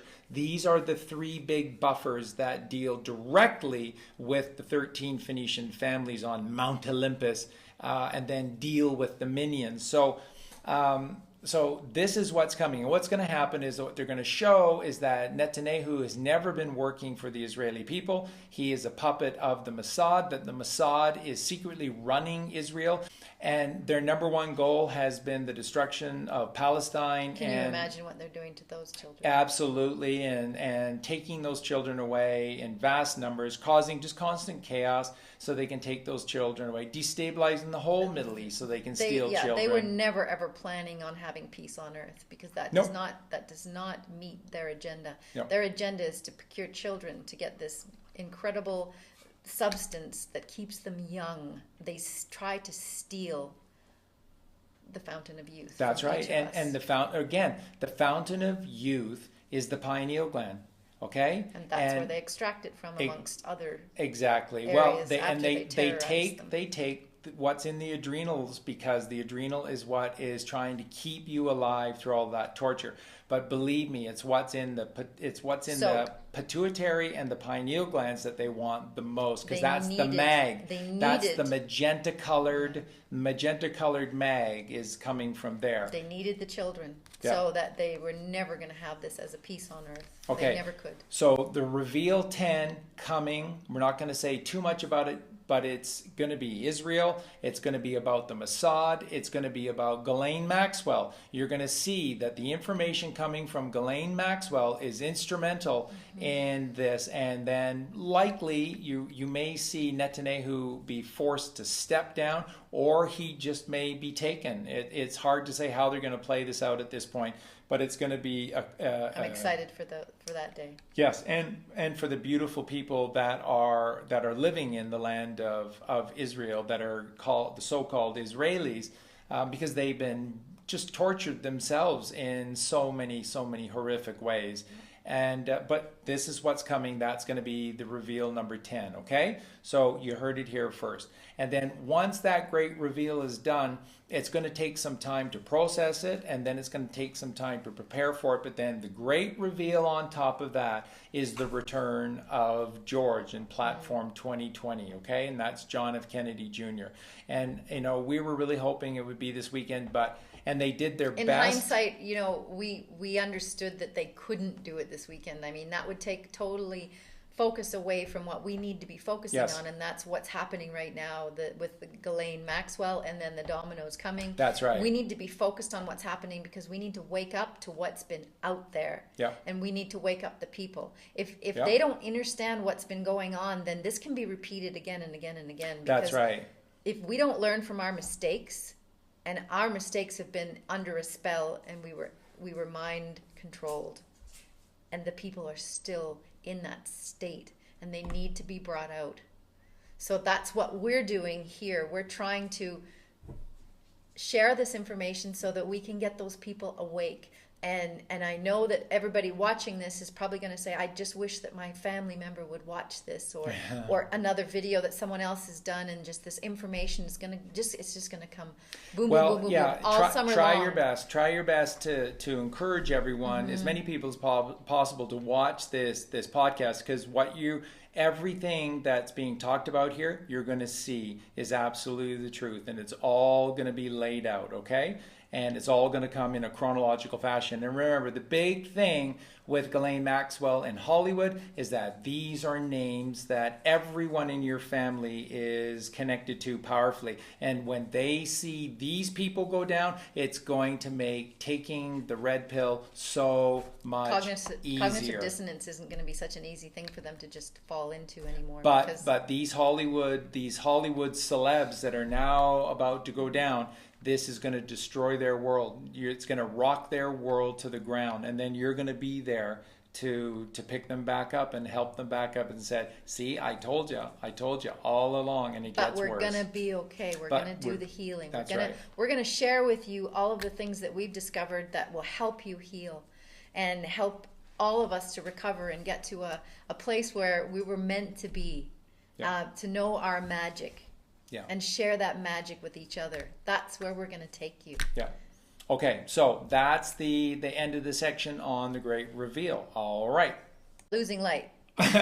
Okay, so now this next section, this is the two monumental posts that I did on Facebook. They got taken down. They got us banned off of Facebook right away, and then they started searching through all of our other stuff. Before, so. That's right. And then they started going through a lot of our other stuff, and that's why when I got out of jail earlier today on Facebook, they gave a big warning, and they said, you have been a very bad boy because you're dangerous. You have no idea how dangerous I am to you demons. Yeah, I am your worst enemy because I am light, and you are darkness, and you cannot exist in the light. So and you can't stop what's coming. You cannot stop, and no one can stop Collywog and I, because we answer to something very, very much higher than fear or darkness. Can't stop us. So these are the two posts, June 25th and June 30th. And I'm going to just quickly read these to you, because this is putting all the pieces together for you. It is. It's connecting at the best, courtesy of Collywog and Charlie Freak. So here we go. This is the first one. This was on June 25th, and I entitled this, The Cabal's Plan to Become Our New God. Now, that virtually everyone is coming to realize that the coronavirus ultimately was a hoax, this is a good time to reflect upon the plan of the enemy. And was it ever evil?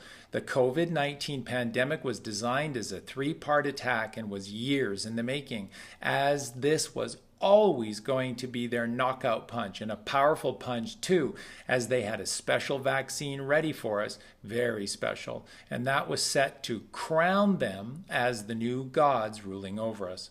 The corona plandemic was actually stage 2. Stage 1 had been rolled out years earlier as part of our new, never dissipating cloud system called chemtrails. Yes, you know them.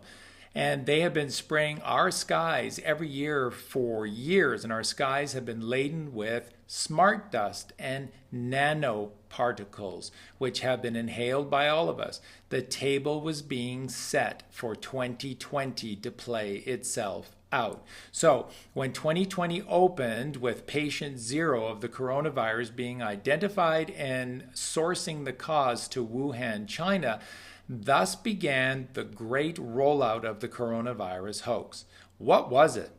Well, likely the actual coronavirus was a bacterial infection caused by rubbing large infected swabs into the nose of frightened, sick people desperate to match their dis-ease that they were feeling inside of themselves with this new and exciting pandemic. Desperately wanting to feel special in some way. I'm sick, but I don't want to just be sick of some common thing. I want to be sick of something big and spectacular, like the coronavirus. And so the flu during the winter season began to spread, just like it does every year. And in fact, if you look at the numbers, the actual accurate numbers behind this so-called coronavirus, they're actually less than what a normal year of the influenza is. And people fell in lock, stock, and barrel with the obsessive reporting of the pandemic on mainstream TV. So people desperately seeking attention fell victim to watching the boob tube who fed the medicine as a false cure to their true illness, which is the left brain ego. And so nothing turned into a massive show. So again, literally, there was nothing there beyond perhaps just the normal, natural winter season influenza, and it got turned into the show of shows, and there was nothing there to verify it or justify it. Now, the plan all along was to create the only salvation possible through a miraculous vaccine that would cure the flu within weeks, and this vaccine, combined with a microchip inserted into the sick patient via the vaccine, was designed to suppress the immune system and disrupt the brainwaves so that when stage 3 was unleashed, human beings would literally have become weak, diseased zombies, either forced to stay indoors where it was safe or rounded up and taken to FEMA camps for quiet and clean disposal. And one other aspect to the vaccine that made the Bill and Melinda Gates Foundation that they had ready for us, it was designed to make us sterile, making breeding an impossibility and thus achieving the protocols of the Georgia Guidestones much, much easier. So, as you now have guessed, stage 3, yes, was the rollout of the 5G wireless network they were installing at a record pace. These towers were created to emit these 5G waves at a frequency of 440 hertz, creating within the human body and mind, with the help of the vaccine's microchip, a virtual state of chaos where our every thought would have become pain unimaginable. And at that point, we would have accepted any special medicine that they gave us to avoid the pain, any food supplement that was suggested, any medical procedure that they recommended. In other words, it would have been game over for the many, with the few of us remaining attempting to defend our homesteads one by one until the tide of evil swept us by. And all of this was diverted by one thing and one thing only: a group of patriots to mankind who desperately cared about what was happening to our children beneath the ground. And this group was led by two men, one in the darkness and one in the light. The light is U.S. President Donald J. Trump and his wonderful family, and in the darkness for the past 21 years since his plane crash has been John Fitzgerald Kennedy Jr., now known as JFK. Two great friends bonded eternally by a desire to complete the work started by our last brave and true president, John Fitzgerald Kennedy, who was brutally taken away from us by an army of assassins that had inundated Dallas, Texas on November 22, 1963. These two men, with the aid of brave military leaders from across this vast earth, took on the Cabal in a deadly game where everything was hanging in the balance. And thanks to the miraculous intervention of God through his team of righteousness, we have now won this war. We have taken back earth so that we can learn from all of this. And our great fall, that we may never stray again and wander from our one true Father, so that we may all embrace our sacred feminine mother, Mother Earth, and exalt her up to heaven where she belongs with our Father, so that we, the children, may once again find our true purpose in life and live in abundant peace and prosperity, hand in hand with all of God's creations as one large family, bonded together in love through the forges of war and damnation. And we will heal. We will heal all the hurts of this war, especially our children, through this frequency of love, which was the downfall of our enemy, because as victims of the left brain, they are eternally void of love, which is the elixir to all life. Please, peace be with you always, our brothers and sisters, and get ready for the great healing that will come after this great awakening. Yours eternally, Collywog and Charlie Freak. So that was the first of the two letters. And that... And just to let you know that had Hillary Clinton won the election, we would never have seen the coronavirus. They didn't need to roll the coronavirus out. They would have just mandated vaccines and they would have given it to us that way. Or they may have had a little bit of a scare, but they would not have shut down the whole world. They didn't need to. Yeah, yeah. So thank you for that, and that is the truth. And so disaster was averted when everything was rigged in her favor to win that election, and yet she didn't. And that's something you need to always remember, always. Now, the second post that I did 5 days later, I entitled it, "Welcome to the Fabulous Radiation Pneumonitis 5G Hotel." And you can check out. Yeah. But you can never leave. You can check out anytime you like, but you can't ever leave. The Cabal's plan to take us down once and for all. So here's what I wrote on Facebook that got me the biggest of all of the penalties. So, was I right or was I right? The coronavirus was indeed fueled by the 5G waves designed to dis-ease us to death. From the moment the Twin Towers came down on September 11, 2001, this was their end game, guaranteed. And they're so patient. And how could Collywog and I possibly know this from our little farm in Mexico and share it with all of you? Well, the answer told me. The one thing that allows you to control your health without cost or and without a limit and makes you immune to the 5G wave. That's how I know all of these things. So, let's see how this played out. The first part is the how. So, alignment of the cell tower signal radiation step-ups and radiation poisoning symptoms, flu-like, in the elderly, most powerfully in the vitamin D deficient demographic, which of course is the elderly. With all the chemtrails, who can get any sun anymore? Exactly. So it is a huge problem. It's a multi-layered plan. That's right. And so this affected essentially everyone earth-wide and attributed to this influenza pandemic.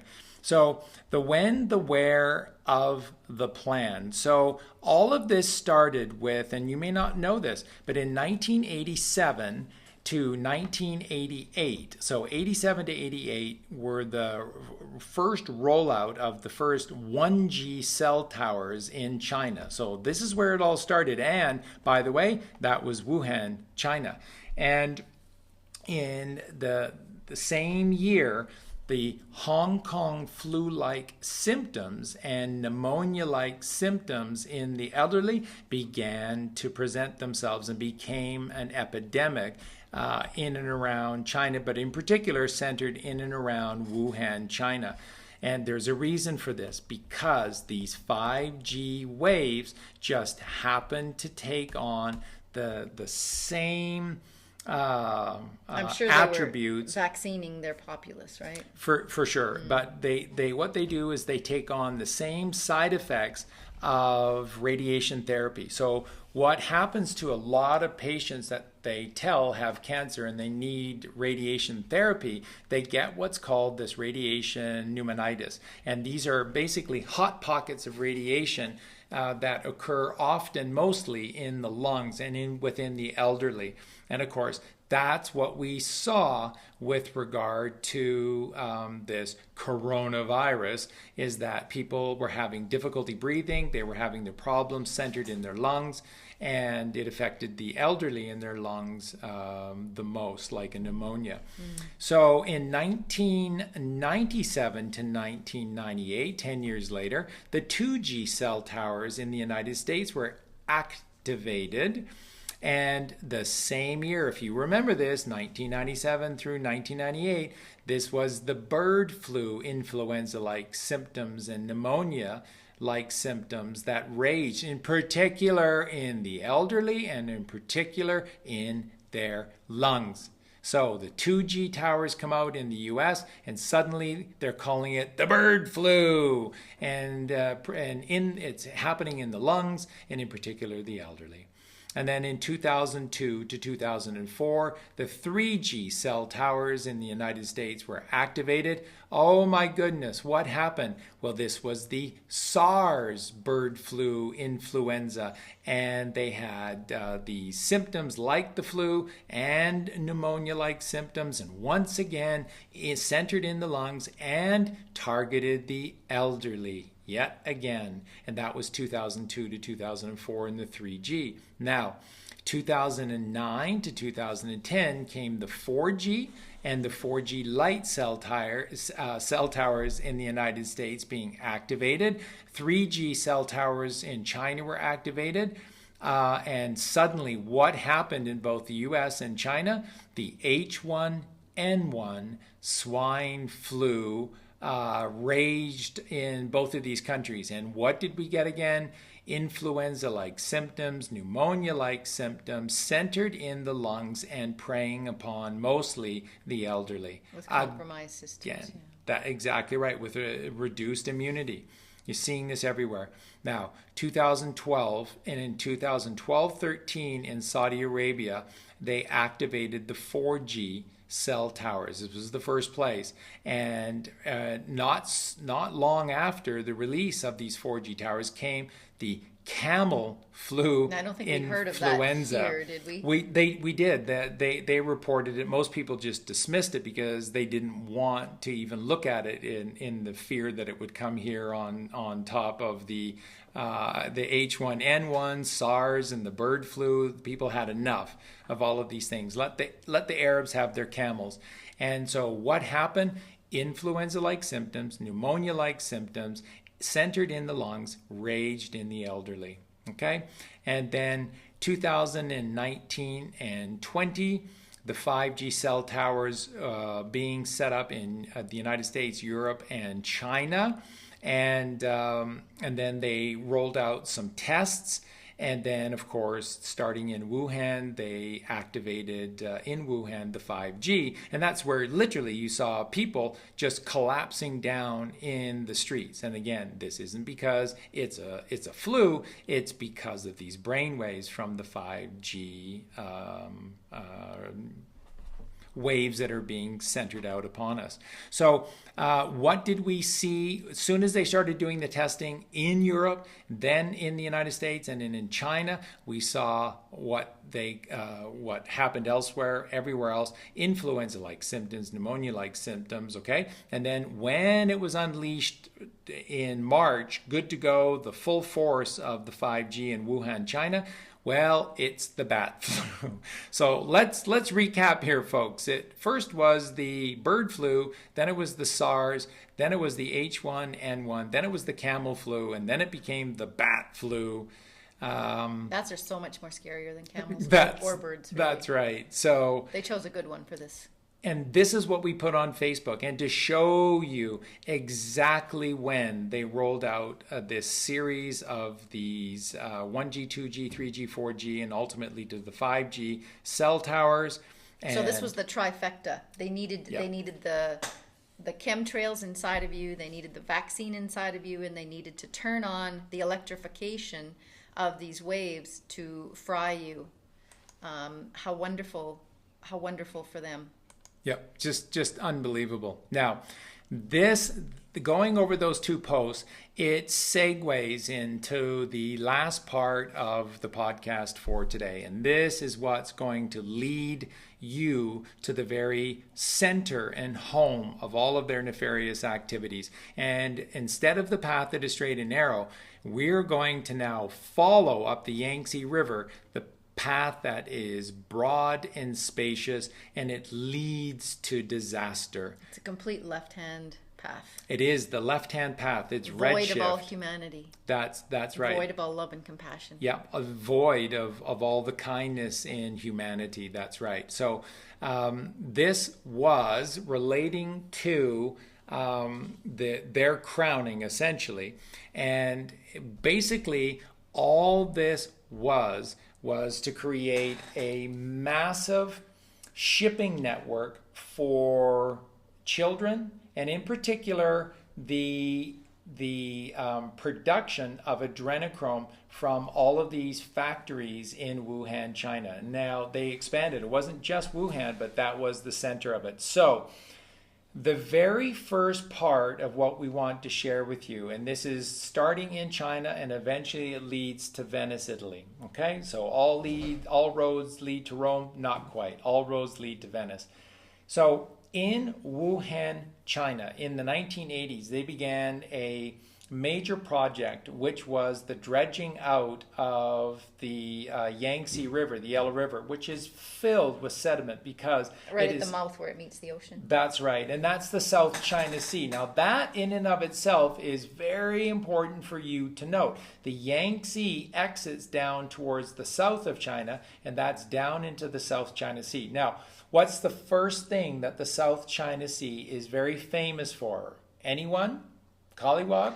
Well, I've seen it on a lot of movies, actually. I think it was The Green Arrow. They've got all of these islands, these remote islands with, really treacherous seas and really treacherous weather all around that, and really no place to dock unless you had a helicopter or a submarine. Mm-hmm. So it would keep people away. They're not really hospitable places, but there's tons of islands.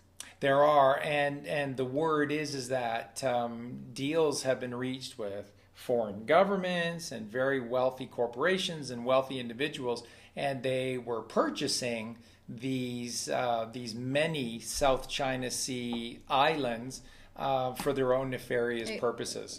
And of course, we saw this very famously in the James Bond movie Goldfinger, where Scaramanga had worked an arrangement with the Chinese government and had one of these islands. So again, that's foreshadowing in the Hollywood movies and through the James Bond movies of what was necessary. And the Austin Powers movie. And likely, yeah, that's right, within the Austin Powers their movie underground as well. lair. So here's the thing. So in the 1980s, they began the dredging of the Yangtze River, the Yellow River. Now, the Yellow River is filled with sediment because it is a very, very long, windy river that goes through the central plains of China, and therefore it's filled with a lot of clay and sediment and sand in the river. So all of that gets built up near the coastal outlet. So they dredged it. Now, folks, they dredged it all the way inland to Wuhan.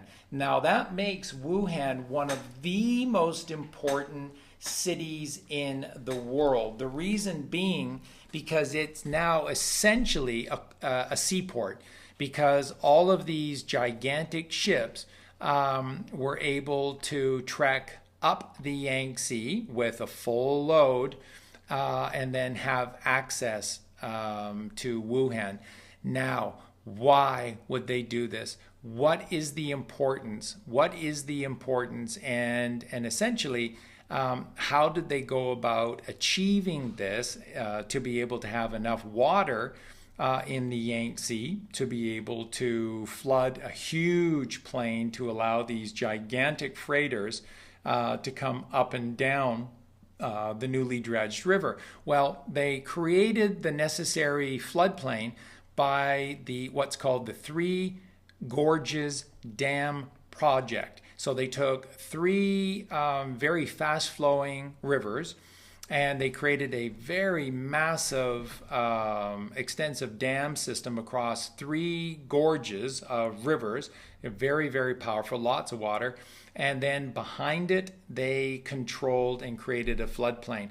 And if you look, and you're going to see it on the screen here now, when you look at one of the sample images from the Three Gorges Dam on the Yangtze River. Now, this is upstream of Wuhan to be able to create the floodplain that Wuhan is upon now, that made it essentially a seaport for the rich and powerful. You'll see how this matches up perfectly to the capital city and the dam of the capital city in the movie and the books, The Hunger Games. So again, this is them fashioning their truth and their plan for us in plain sight. And when you begin to look at actually how Wuhan is laid out itself, it has a lot of similarities to the capital city in the Hunger Games as well. Panam. Yeah, that's right, Panam. Now, what system in particular, which company was the first and then dominated this transport of goods up and down the Yangtze River to all over the world? Guess what, folks? So this is the beginning of the Silk Road? This is the beginning of the new Silk Road for the new silk. And the reason it was called the Silk Road, because at that time, silk and spices were the greatest cash crop and was yielding them their greatest wealth. So they called it the Silk Road. The new Silk Road. Just remember what Dean Martin said. That we that's have right. the sweetest. Yeah. He's not talking about silk. Yeah. But that's what their new silk is. That's right. And so this was the Maersk shipping lines, and the Maersk shipping lines were purchased by Walmart, and it was all of these Walmart freighters. Now, ask yourself, why did they have Walmart all over the world? Why did they have Walmart in virtually every town? And sometimes it made no sense to have these gigantic Walmart stores in such relatively small towns and small areas. But they did it. The reason being is because the new Silk Road, the new silk trade is children, and in particular children for the production of adrenochrome. Adrenochrome is the new Silk Road.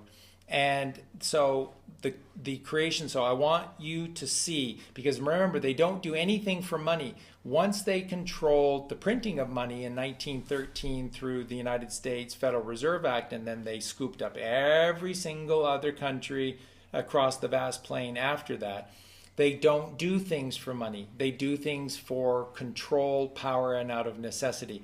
They need to ship these children without trouble everywhere to be able to control their minions. And so what you need to wrap your heads around this is exactly what we're saying to you, that the massive Walmart empire was created as a plan, as a thought, as an afterthought, as to how to quietly, surreptitiously take all of this adrenochrome and if necessary, children themselves to virtually everywhere on this earth, and no one batting an eye at it. And it's behind the China Wall, right? It's behind the darkness that you can't see into anymore, because you're not allowed to go into the communist country of China. That's right. So, and Wuhan is not easily infiltrated, because it's not like any of the other Chinese coastal cities. Wuhan became a seaport because they dredged it, but it is many, many, many miles up the Yangtze River. So you don't just waltz up there and infiltrate Wuhan, China. It is, Colleen said, so they're protected. It is very protected. It is very insulated. And so you see what they did? They created a vast shipping network under the guise of providing citizens cheaper products, cheaper consumer goods. And yes, you be good consumers while we consume adrenochrome. And they are only allowed to have one child. Well, that's right, and we announced this on the show with Mark. All the extra children that were being born, and they could just legally take them. That's right. So we're the first to let everybody know this, and we laid it out in great detail. That after World War II, that was the great plan. They made China communist. Behind the communist curtain, no one was allowed to go there except for, world famous reporters from the New York Times, and then they did stories about children floating in the Yangtze River and all of these things. And so behind all of this is access to a massive world of children, and they stole them.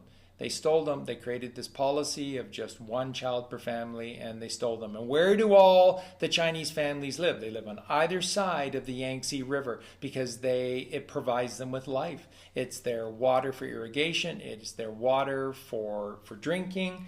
It is their water for sanitation. It's everything to them. Okay, so this is the beginning of the Silk Road. Where right. So now, what I want you to do is look at the straight line that this creates by creating the Three Gorges Dam that you see here on the map that is upstream from Wuhan. It creates a floodplain essentially straight across to Wuhan, to Nanjing, all the way to Shanghai, and then into the South China Sea. Now, that is a massive market in and of itself for the adrenochrome, but it leads to the South China Sea, and there's a massive market of rich people who demand the adrenochrome in the South China Sea. They all basically have a fortress there, and that's where a lot of them did their business. There must be incredible tunnel systems underneath. Absolutely. And then what I want you to note is the city of Chongqing, which is just upriver from the Three Gorges Dam. Now, the reason that I'm pointing out Chongqing is that it's one of the largest cities in the world, with a population of approximately 16 to 18 million people in Chongqing. Now, the reason that I'm showing you that is that this is a massive, we're talking about literally. So it's a feeder city. It is. It's a massive feeder city, and it's a massive feeder area to the Three Gorges Dam, then the floodplain to Wuhan. So this is all, China was turned into the most fertile breeding ground for the greatest cash crop in human history, which is children. The younger the children, the better. And again, the younger females, even better. So again, what did this new policy in China after World War II create? A dependency upon the one child. Well, it needed to be a male child because they could recreate the line, and they were stronger, could work harder, work longer hours. So it was the girls who were sacrificed. Now, they didn't get tossed into the Yangtze River. They were picked up by elements of the Chinese government, and they were taken to Wuhan. They were tunneled underneath the Chinese. That's right, and they were taken to Wuhan, and this is the horrific legacy of Wuhan, China. This is the center of adrenochrome on Earth. So, yeah. Now, this is the new Silk Road, and the new Silk Road, it just gets worse and worse and worse as we go through this. Now, so again, Walmart, hey? Yeah. Walmart created for all as a cover for all of this. Now, before we move upstream from Chongqing in China, and we're going to be next stop, we're heading to Kazakhstan, I want to make reference to the Hollywood movie Borat and the actor Sacha Baron Cohen. Now, Sacha Baron Cohen is tied to Will Ferrell, and this is a very, very, very evil, nasty piece of work. And he's not really, don't think of him as an actor, simply think of him more along the lines of a CIA agent that was given license to do, or a Mossad operator to give license to pretend to be an actor in Hollywood. That's why all of his movies, which many of the actors actually were double agents. Right. They were actors, and that's what gave them the ability to travel freely around and with a cover, right? Yeah, and this is why Sacha Baron Cohen didn't really act, and that's why he was always doing these documentaries to cover for the fact that he couldn't act, and so he was always playing the same sort of evil role. You begin to see Mr. and Mrs. Smith with Brad Pitt and Angelina Jolie as maybe a little different light, that they were actually just playing out life, because they were both possibly Mossad agents working for and pretending to be Hollywood actors. That's right. That's brilliant. That's just a theory. It's a brilliant one, and they're putting the truth in plain sight. Life imitating art, imitating life. Exactly. So the movie Borat was a psyop, and it was designed by the Phoenicians through the demons that run Hollywood, and to make you think that Kazakhstan was just a nation of, goat farmers, and that it was backwards, and that there was nothing there. Don't look, don't think, don't worry about it. Just, a nation of imbeciles. A distraction. A big distraction. So now, why would Hollywood want Sacha Baron Cohen to do this sort of mockumentary on Kazakhstan? And here's why. because the brand new capital of Kazakhstan was named in Astana. Started in 2009, and then full completion wasn't until just last year, 2019, where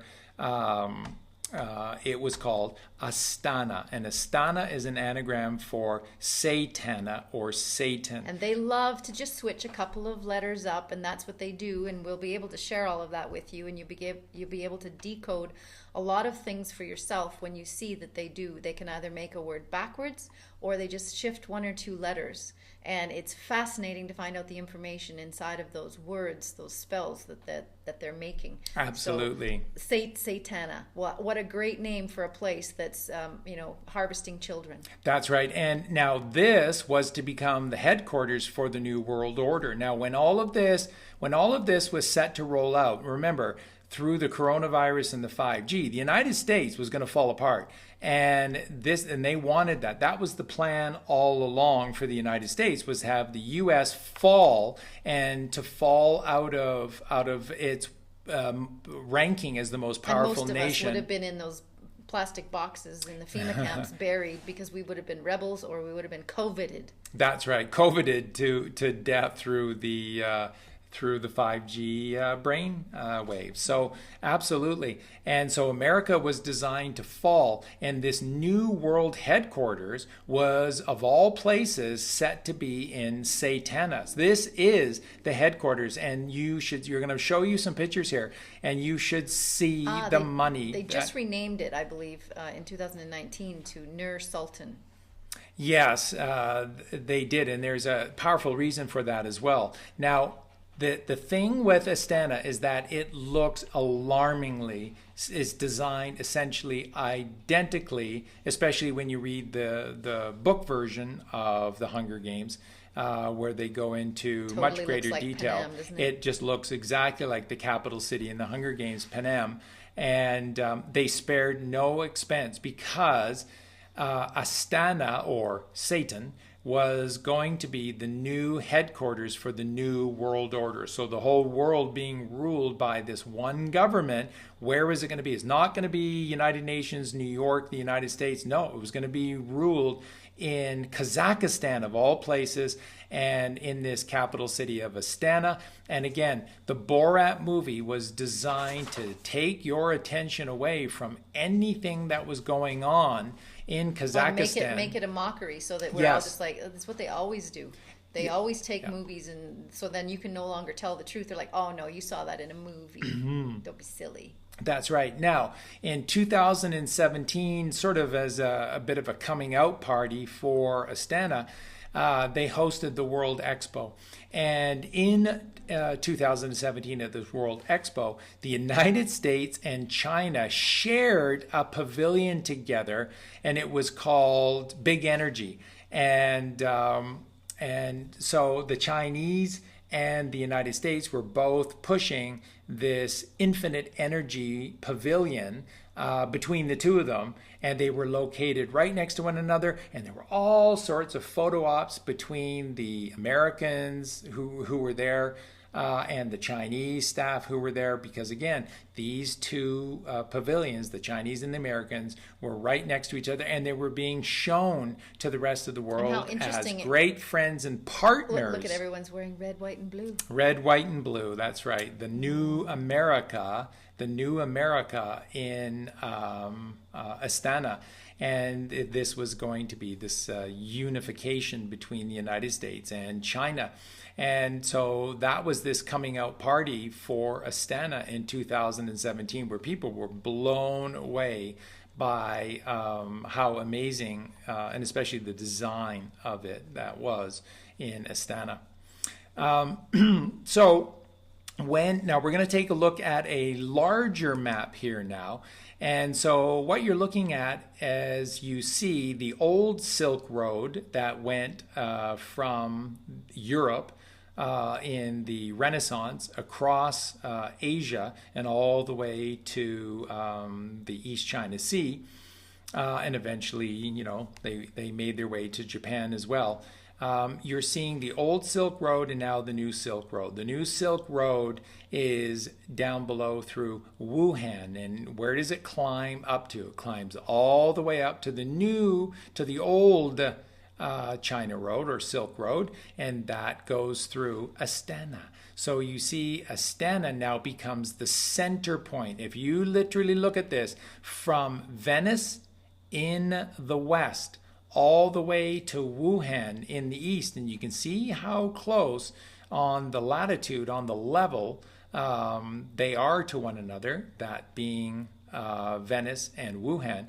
You see that almost in the exact center between these two destinations is Astana. So Astana was carefully chosen in the broke away from Russia in Kazakhstan. So you can see why it was very important that they went and got these countries in between Venice and Astana, and they took them out, right? That's right. When Obama was in power, they were putting themselves in a power position by taking out these That's countries. right. Well, that were, and even Bush, of course, with the attack on Iraq, and now, and again, if I'll guarantee you, the first thing that would have been done, one of the first things that would have been done with a Hillary Clinton presidency, you would have seen this big war with Iran, and that was the last little sort of piece for this road from Astana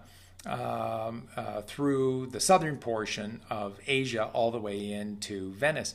So Iran would have been the next big war after Iraq. And Iran, and everyone, you all know that. I mean, the Americans under Obama were essentially had surrounded Iran and were looking for any kind of accident to occur or incident to occur to give them a reason to invade and start the war there. So Iran was going to be the next step. So this is what you're looking at. This is the new Silk Road, where children for adrenochrome is the number one crop in the entire world. And their organs, and their and they're just for sex slaves and things like that. Yes, that's right. It is. You're it's exactly right. It is.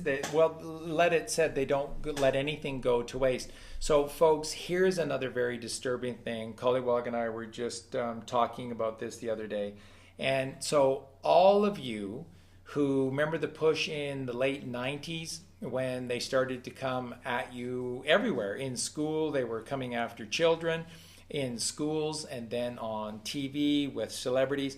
And what was it? It was for all of you to carry an organ donor card so that if something ever happened to you, your organs could go to good use. One of your last wishes could be to help somebody else. That's right. What a wonderful, selfless thing to do.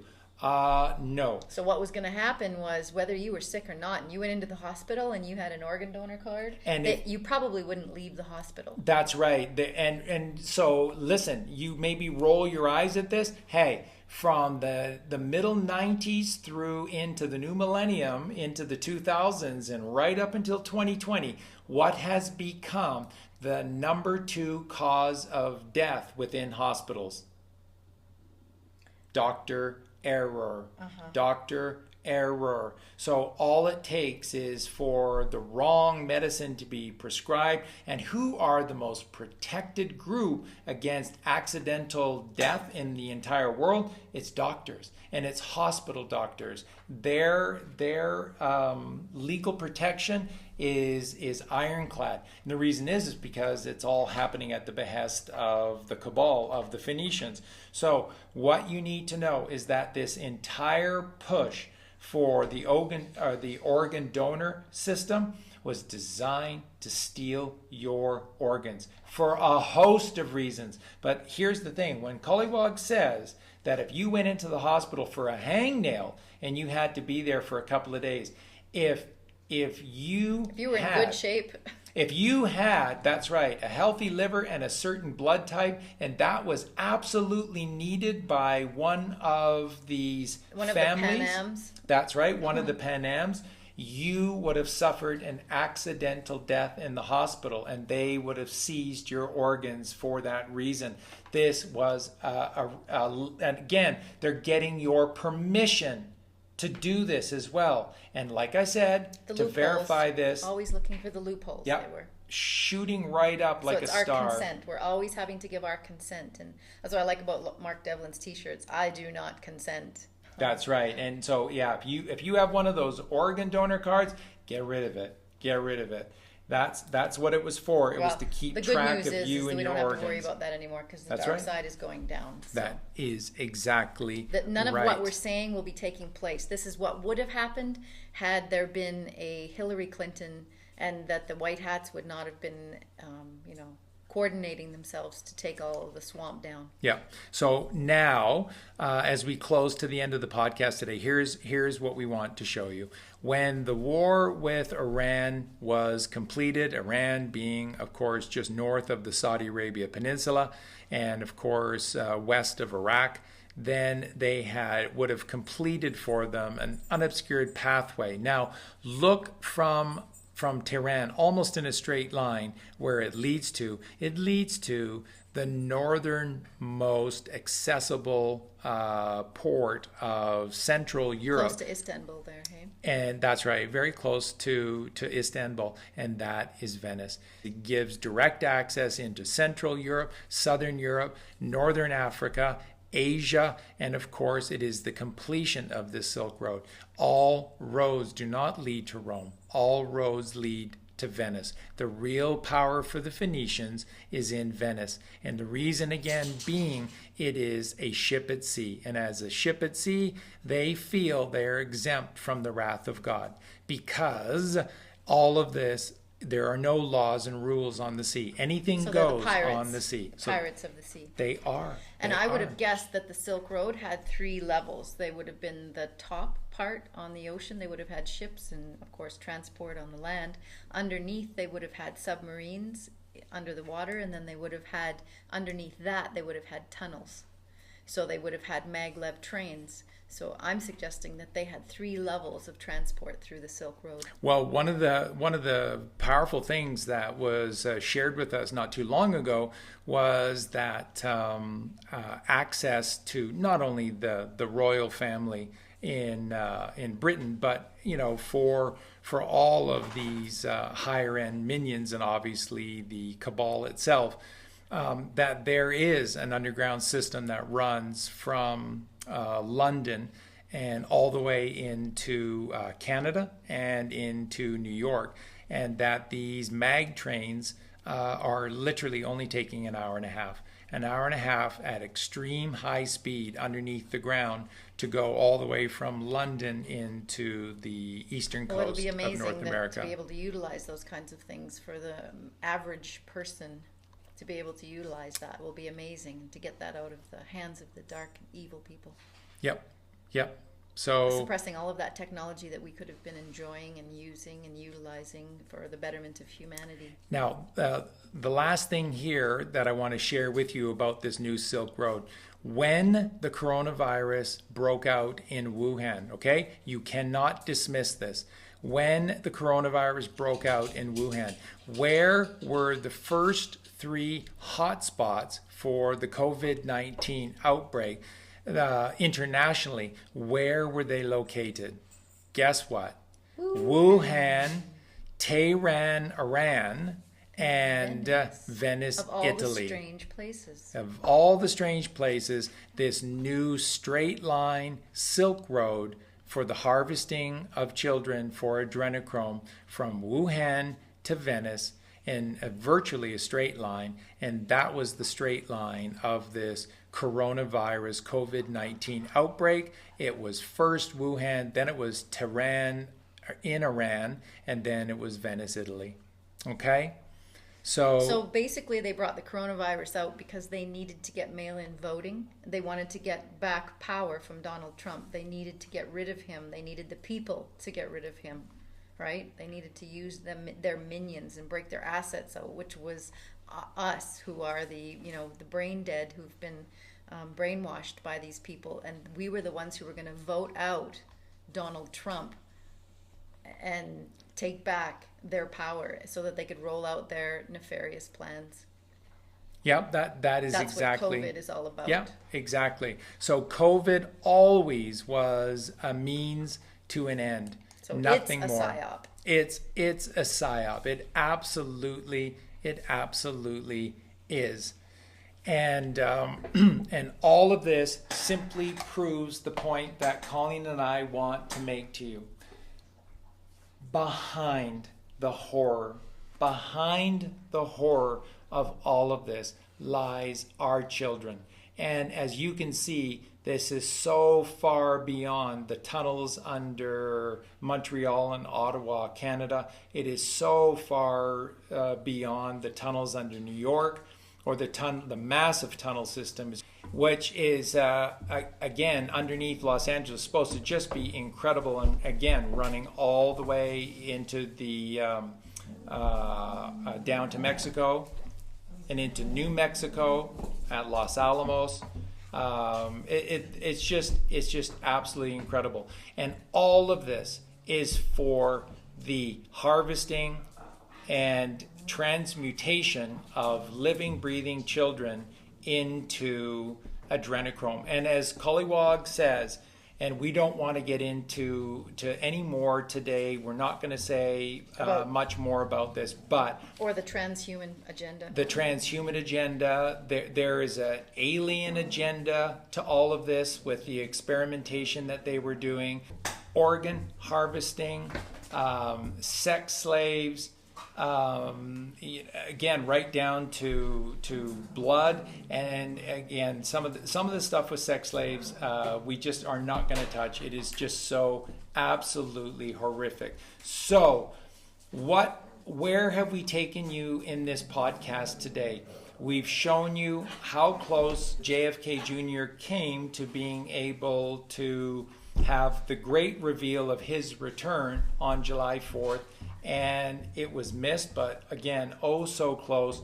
Of the 10, that's right. Of the great 10 reveals that needed to happen, just 2 days before Mount Rushmore was again Ghislaine Maxwell. And again, today we spent an enormity showing you the vast, massive importance of the arrest of Ghislaine Maxwell because of how it leads to everybody in the political system in America, in the entertainment industry, and then it goes far beyond the borders of America itself.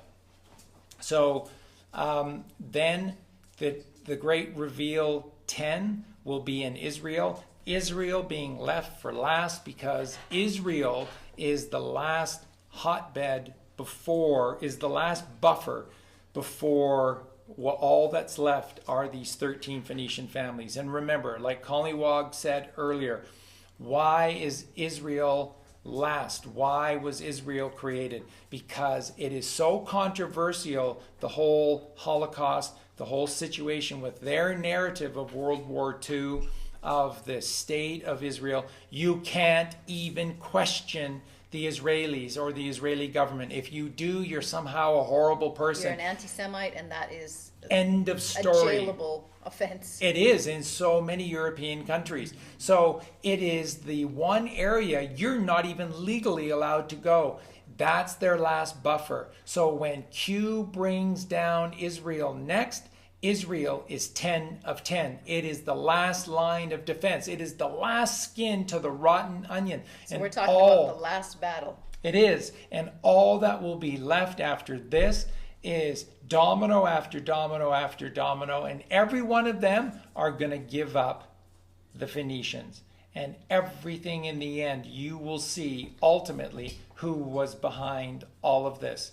And through their buffers, to control their minions, they ruled an entire world. They built the new Silk Road, and they had Astana in Kazakhstan. Below. That's right, above and below the oceans as well. Submarines everywhere, so that people couldn't see, and the U.S. Coast Guard couldn't see. If they go in the trenches, you can't detect them. So they were indetectable.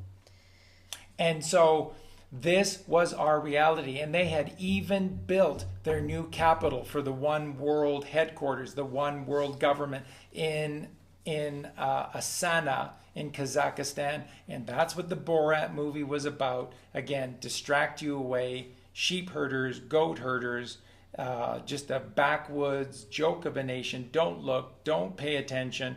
And boom, they put the most money and powerful city in the world there on the new Silk Road, where the new crop of the entire world was our precious children. So there's nowhere left to hide, my friends. Anyone in the truth community that is denying any of this, it's your choice what you do, but if you continue to support these people, then you're part of the problem as well. It is so overwhelming. It won't be long, and they won't be able to continue with their narrative, because the truth, we can tell you the truth, but you honestly need to see the truth, and it's coming. The visions are coming for you. So that's what I wanted to leave you with.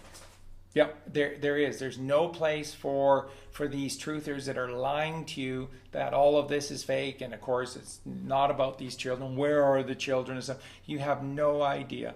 You have no idea how many there are and how many years of therapy they're going to need before this massive program begins, where we're all going to be asked to adopt children who have never had families. And that's what they're going to need more than anything. They're going to need love as part of a family network. And that is going to be our great penance, and that's going to be our great salvation as an entire species. Mankind. And when we are the kindly man, we become kings. We are the kings. And then we're worthy of regeneration. And we are worthy of God's plan for all of us, which is regeneration and eternal life. And that's why you need to be the mass star, because the student isn't ready yet. We're not ready when we're the student, but when we graduate and we become the mass star, then we can be the regenerated man. Yeah.